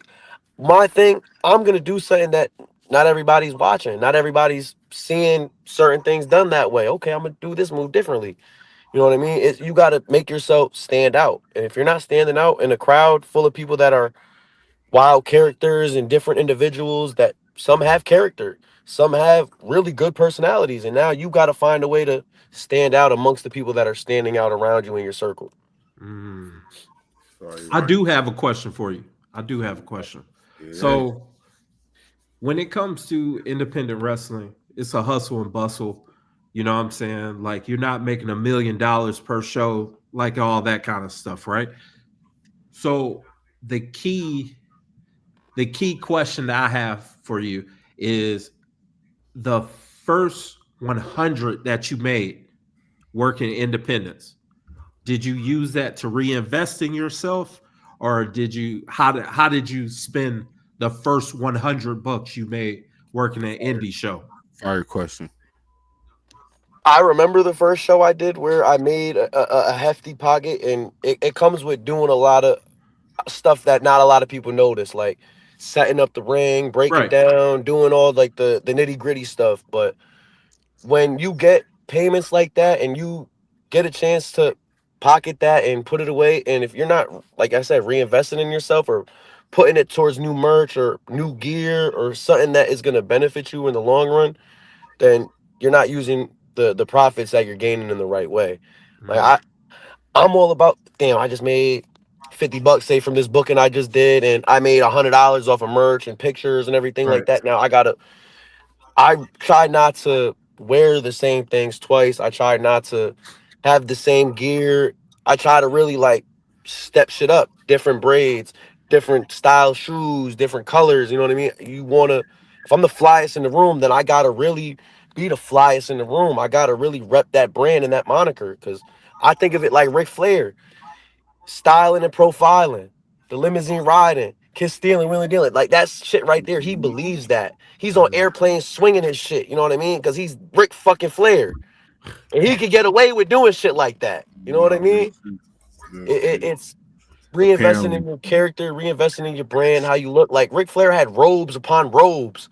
Now imagine this: you in the business 50 years, and you got 50 years worth of robes that you spent thousands and thousands of dollars on. That's crazy. The outside of the ring gear, you know what I mean? The suits, the glasses, the watches, everything. It's how you really promote yourself. I like wrestling in Jordans. One of my influences was Enzo. I seen some of the things he did on TV and rocking the Jordans and putting a J to somebody's jaw and laying them down. You know what I mean? Like, that was when I heard him say that, I'm like, that's real. Like, I never will forget him telling me to trailblaze your own path, because I remember when I first started, people would tell me what to wear, how I should dress, and I'm like, no, I got it. I don't need to go through a gear designer. I'm going through clothing brands, because like that's the style that I want to wrestle in. I fit comfortably in cargos or joggers or something that's actually comfortable for me. You ain't gonna catch me out here in no Speedo or some tights. You know what I'm saying? You ain't gonna catch me out in that. Hey, yo, question. How long does it take, and how many people does it take to set up one of those rings, and how difficult would you say it is on like a scale of 1 to 10? It depends too, because like I've done rings by myself, and I've also done rings with a ton of people. So the number of people, it depends. Say if I have 10 guys grabbing every piece of the ring right here is gonna get done in less than 30 minutes. Yeah. But now if you're doing it 2-3 people, it's loading into a truck is gonna take like an hour. Now unloading it and getting all the pieces into the bill is gonna take like an hour. Then you got to actually assemble it, cables, the ropes, the boards, the pads. Like it's a process. I'd give it about maybe. It honestly depends on the venue. I'll give it about like a 6 or a 7. It's not too hard, but there comes difficult work. Cause say you can't get a board in or a board snaps, now you got to go to Home Depot and have them cut you a new board for the show last minute. Shit like that happens. Where at Coliseum we had to go get a new board. I did a PAPW show in East Haven, and middle of the show, the top rope just snaps off. So now we're wrestling in the ring with 2 ropes. It's wrestling ring is it could be beneficial to you or it can harm you. You know what I mean? The show is real. That's fire. No, for real, that's fire. Breaking down the ring though, it's easy breaking down the ring. It really is, because it's for me moving furniture. It's like, man, the breaking down part is way easier because I know exactly where I gotta load it. The ropes go first, boom. Bring in all the other shit and you lay it out. It's like Tetris. I'm good at Tetris. I'll smoke you. No smoke. You don't want no smoke. I do this. Well, Fly now, and so you say you started at 15. You gave us your top 5. What is your favorite part of doing what you do? Of doing what is that moment every time, or even what's the moment of what you do, and also what's the thing that keeps you going when you have them days like, man, I don't even feel like hurting my back right now. I don't even, why I gotta take all these suplexes right now? What's going on? Like, I'm gonna be real. I was having one of those days today. I'm not even gonna lie. I'm when you're in grind mode, you're doing the same thing every day, trying to really like hustle and get up on your shit. And when I had shit happen this morning, I'm in the middle of the job. I'm driving on the truck, whatever, and I'm getting messages from you. You hit me up, was like, yo, you need to get on the podcast. Yo, word. That you know what? I need to do that. You know what I mean? I need to get myself back out in the media and start promoting myself again. Because once you fall back for a little bit, you kind of get comfortable and complacent not doing it as much. Like I used to do podcasts at least probably once a week, every other week, maybe once a month. And now it's like, damn, cuz hit me up when I'm having one of these days. And it's a reminder that people are noticing the shit that I'm doing. And sometimes you may not get credit for it right then and there, but people are going to take notice later on or eventually give you your flowers. And y'all gave me my flowers tonight. To culminate my night, because now it's past midnight. Y'all made my whole day yesterday, put me on here, giving me a platform to share my story, put myself over in front of y'all. You know what I mean? So another thing too, with like is helpful is the kids, man. Seeing the kids come up to me after the show, wanting to take pictures, one say when I was the champion, hold the belt. It's like that's a reminder, because when I was a fan, when I was a kid, I walked up on certain wrestlers and, like I told you before, they were unapproachable.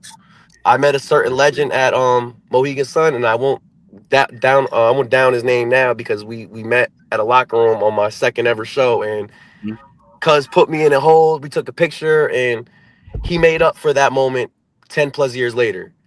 So like I remember that as a kid. He was like, damn, my uncle was like, oh damn, he's kind of an asshole. And I was like, yeah, I guess so. Cause I was a kid. I didn't really know anything.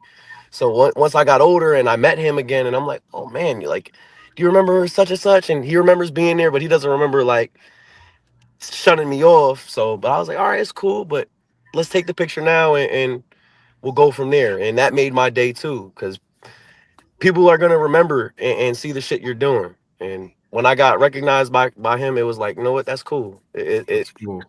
Full circle.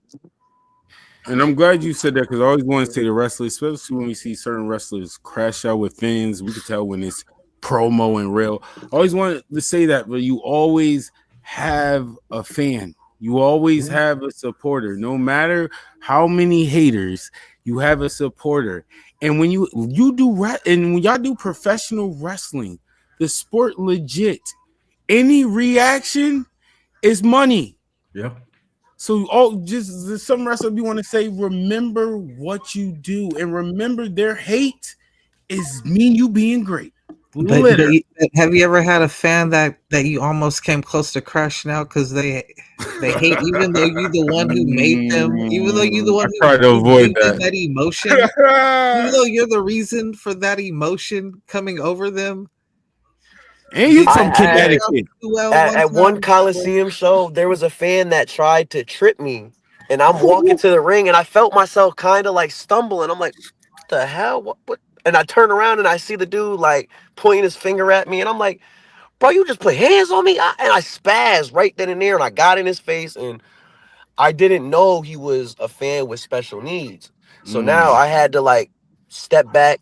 His sister messaged me after the show. She was like, yeah, I had to take such and such out of the show because it was too real for him. You know what I mean? And that's where I tell you my authenticity and my rawness, my intensity. Sometimes it can make people uncomfortable.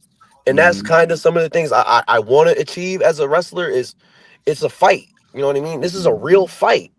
For me, I believe the shit I'm doing in there. And sometimes I may believe it too much to the point where it's like, hold up, now I'm offending some people and I'm making people feel uncomfortable. But now as a professional, I reiterate to them, I'm just doing my job as a performer, and I apologize if I made anyone feel uncomfortable, but I was just doing my job to get heat. You know what I mean? But I crashed out a couple times. I never got to the point where I slammed fans and put hands on them or anything like that. And I don't wish for anything like that. But if it happens, I got to protect the business. You know what I mean? Right. Don't get in the ring at a show and you don't get the boots to your face. Yeah, Eddie Guerrero and RVD moment. Jump off the ladder and whoop that. Word of mother. Like one of my uncles had to do that at the Comic-Con in Hartford. The fan jumped in the ring and they were like, is this supposed to happen? And when they realized it wasn't supposed to happen, boom, boom, boom, boom, everything it popped off so quick. You know what I mean? It's a business at the end of the day. You're not gonna go to an NBA game and then think you can run up on the court and take a couple shots. That's a fact. Ron Artest showed that. Yeah. Listen, man, that's Metal World Peace, man. That's Metal World Peace, man. It's good you're aware of you know, those, I guess, I don't know, mannerisms or whatnot, or how you come across, or how people may perceive you, you know what I'm saying? Because you can use that to your advantage. But at the same time, it's great that you have that authenticity to where you may come off like that, you know, because it builds into the character. And the good thing about that, though, also, I'd rather someone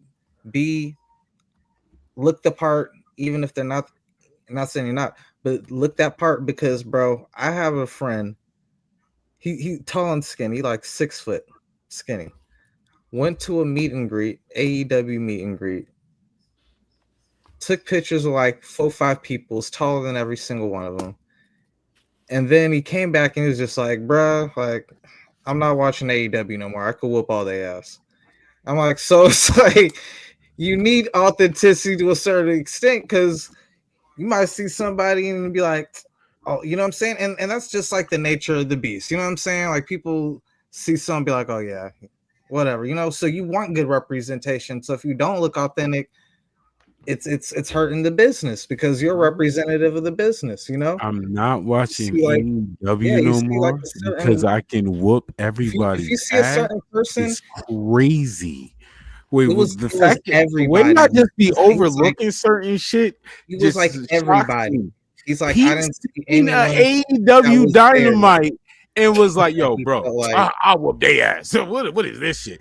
And he stopped watching. He didn't see the whole roster. You hear what you saying? Picture like Jungle Boy and Orange Cassidy and Chris Jericho. Oh my God! Stop naming people. Like, stop naming people. Come on, that's tough. That's tough. Right. Yeah. This is not about AEW. It's Mania season. Thank you, and Fly Ni. You want to shout out? Even shout out the event April 12th.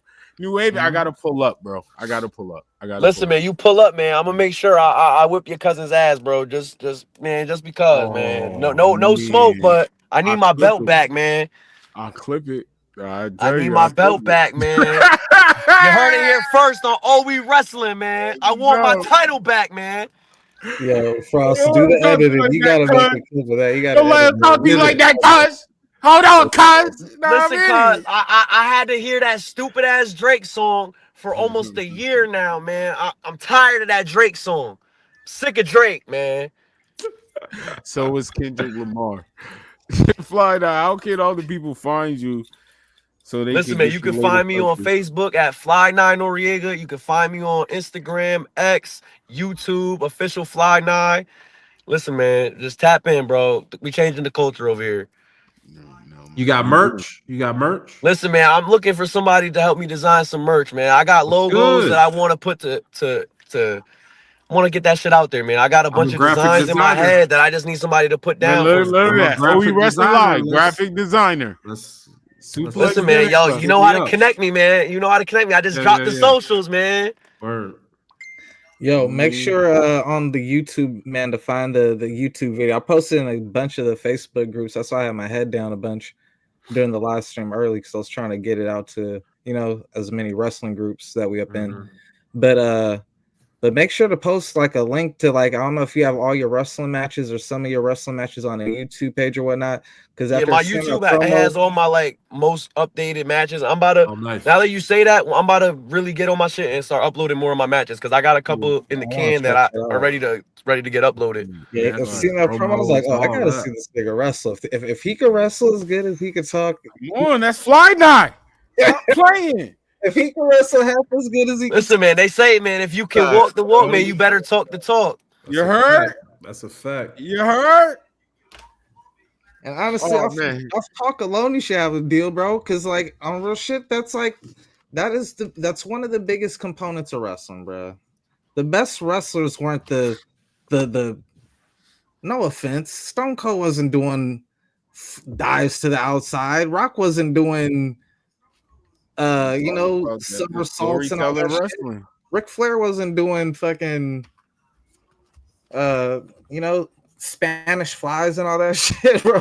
Like, so like they were just the best talkers. The best talkers is the people gonna make the best storylines. You carry the story. That's a fact. That's a fact. Fly Ni. You already know.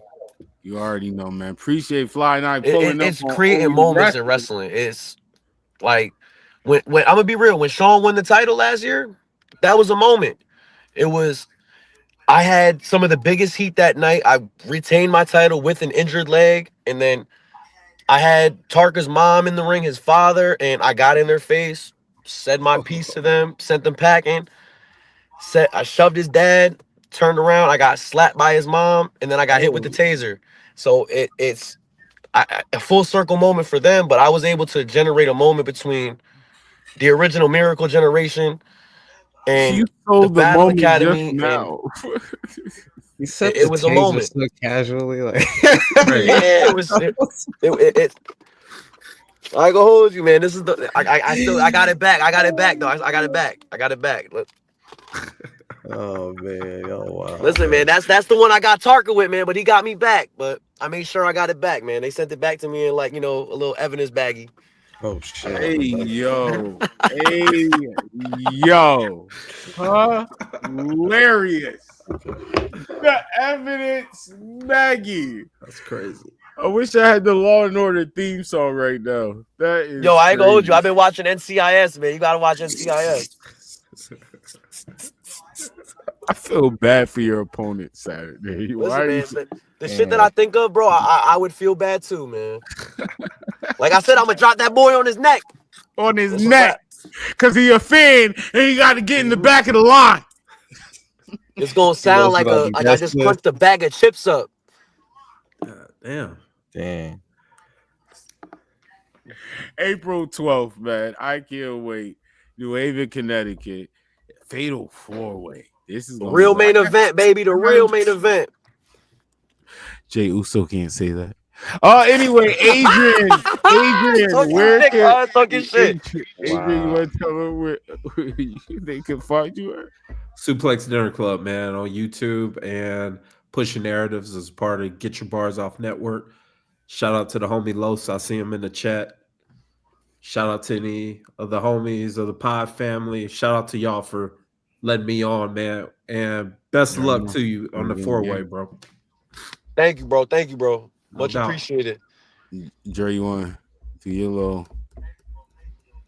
Yo, man, shout out to Rob Van Dam, the greatest pro wrestler. Real talk, you should have cussed me out for saying. Yo, hold on. Before we talking about Rob Van Dam, man. Yo, one of my dream things in wrestling, one of my bucket lists is to light one up with Rob. Okay. But the wrestling guys ain't let me smoke with Rob yet. I got one with Sabu though. Okay. That was wrong. That was That's crazy. Me and my cousin growing up, I was doing Sabu backyard wrestling. We do all that shit. SmackDown versus Raw 2008 Sabu, man. That's the guy. That's a fact. Yo, that is fire. Nah, man, but shout out to RVD. Yo, I'll break it down. I'll tell a quick story. We was at GCW when they was at the Manhattan Center. Okay. I seen him walk in, and I just looked at him, and I'm like, I'm gonna go introduce myself. I had the spliff in my hand already. I had a cup like this, and I walked up on him. I was like, and he looked at me, looked around, and we went outside and we got right. with the grobby too, man. With the grobby. With the grobber. That's what I'm talking about. Hot grabber them. Blood I can't. I wish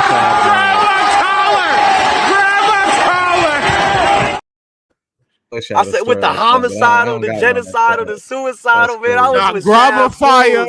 My cousin Joe would mark out for that. That was a moment. That was favorite That was real. That was real. Nice. Oh, that's a moment, bro. Nah, but hey, the funny thing is, like, y'all can find me on the whole effing show Facebook. Listen, man, I appreciate y'all giving me a platform, man, to share my story and help share some insight on the business, man, because it's real out here, man. It's real. That was dope.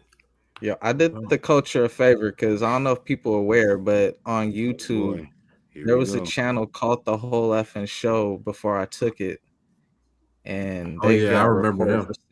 They got reported for saying some racist shit. Nah, yeah, he was wild. And I took that name immediately. As soon as that name went free, I took that. Good call. Good call. Like that motherfucker up on YouTube, bro. That dude was wild, man.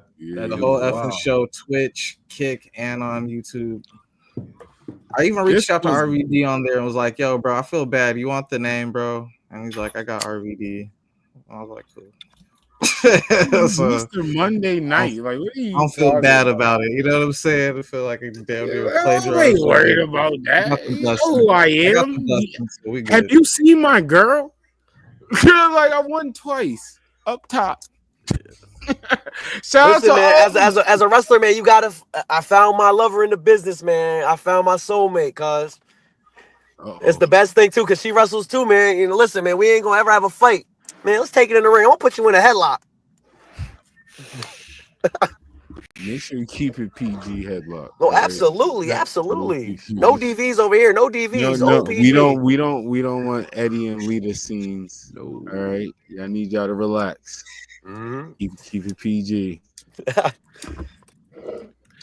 Well, shout out to all the viewers, the supporters, the followers, the subscribers. Shout out to Fly Ni Noreaga. Shout out to my guy Adrian, and you already know the co-host Dre. And I normally end it with a clip, and I'm not gonna slander Ricochet. All right, y'all can relax. There's not gonna be no Ricochet slander tonight. Other than that, that's it. That was the last one. Shout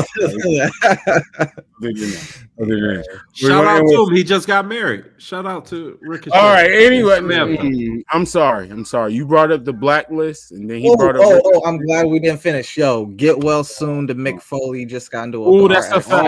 That is a fact. That is a fact. 100%. Definitely get well soon, Mick Foley. For real, you are a legend. You are an icon. You have mad moments. Oh man, that wouldn't be right. I can't forget, man. R.I.P. to our boy Dustin Ryder, man. Oh, you already do that know. every episode, so you know we already know. R.I.P. to my boy Dorian Blair. R.I.P. to Dustin Ryder. This was a goodie. We're gonna end with the Fly Ni promo. Shout out to all of y'all. I love y'all. I thank y'all. I appreciate y'all. Sit back and relax. I guess. No. I'm not going to show. Ladies and gentlemen, let it be known that the flyest in the room has finally made his triumphant return to Coliseum Pro Wrestling. Last Friday night at Redemption, I was gifted the opportunity to compete in the Anytime Opportunity briefcase match at Opportunity for Success 4. So let it be known, when I step in the ring with Jay Champagne, when I step in the ring with Giorgio Lawrence, and when I step in the ring with Jeremy LaCroix, Jeremy, let it be known one thing. You said on social media that I don't deserve this. Jeremy, I sat on the shelf for 8 months, 9 months, recovering, doing the hardest PT that anybody could have done. And guess what? I got cleared in 3 months, bro. So you want to talk that I don't deserve this? Let it be known that I'm going to drop you on your head. I'm going to eliminate Jay Champagne. I'm going to eliminate Giorgio Lawrence. And I'm going to beat you, Jeremy, most especially you.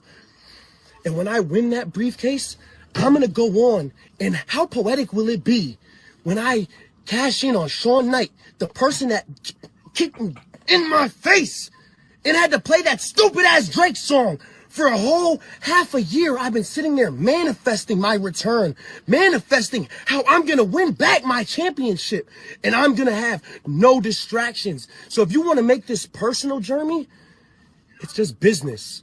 You are my #1 fan. Sit your ass back in that front row so I can kick your ass in the face again. I'm Fly Ni.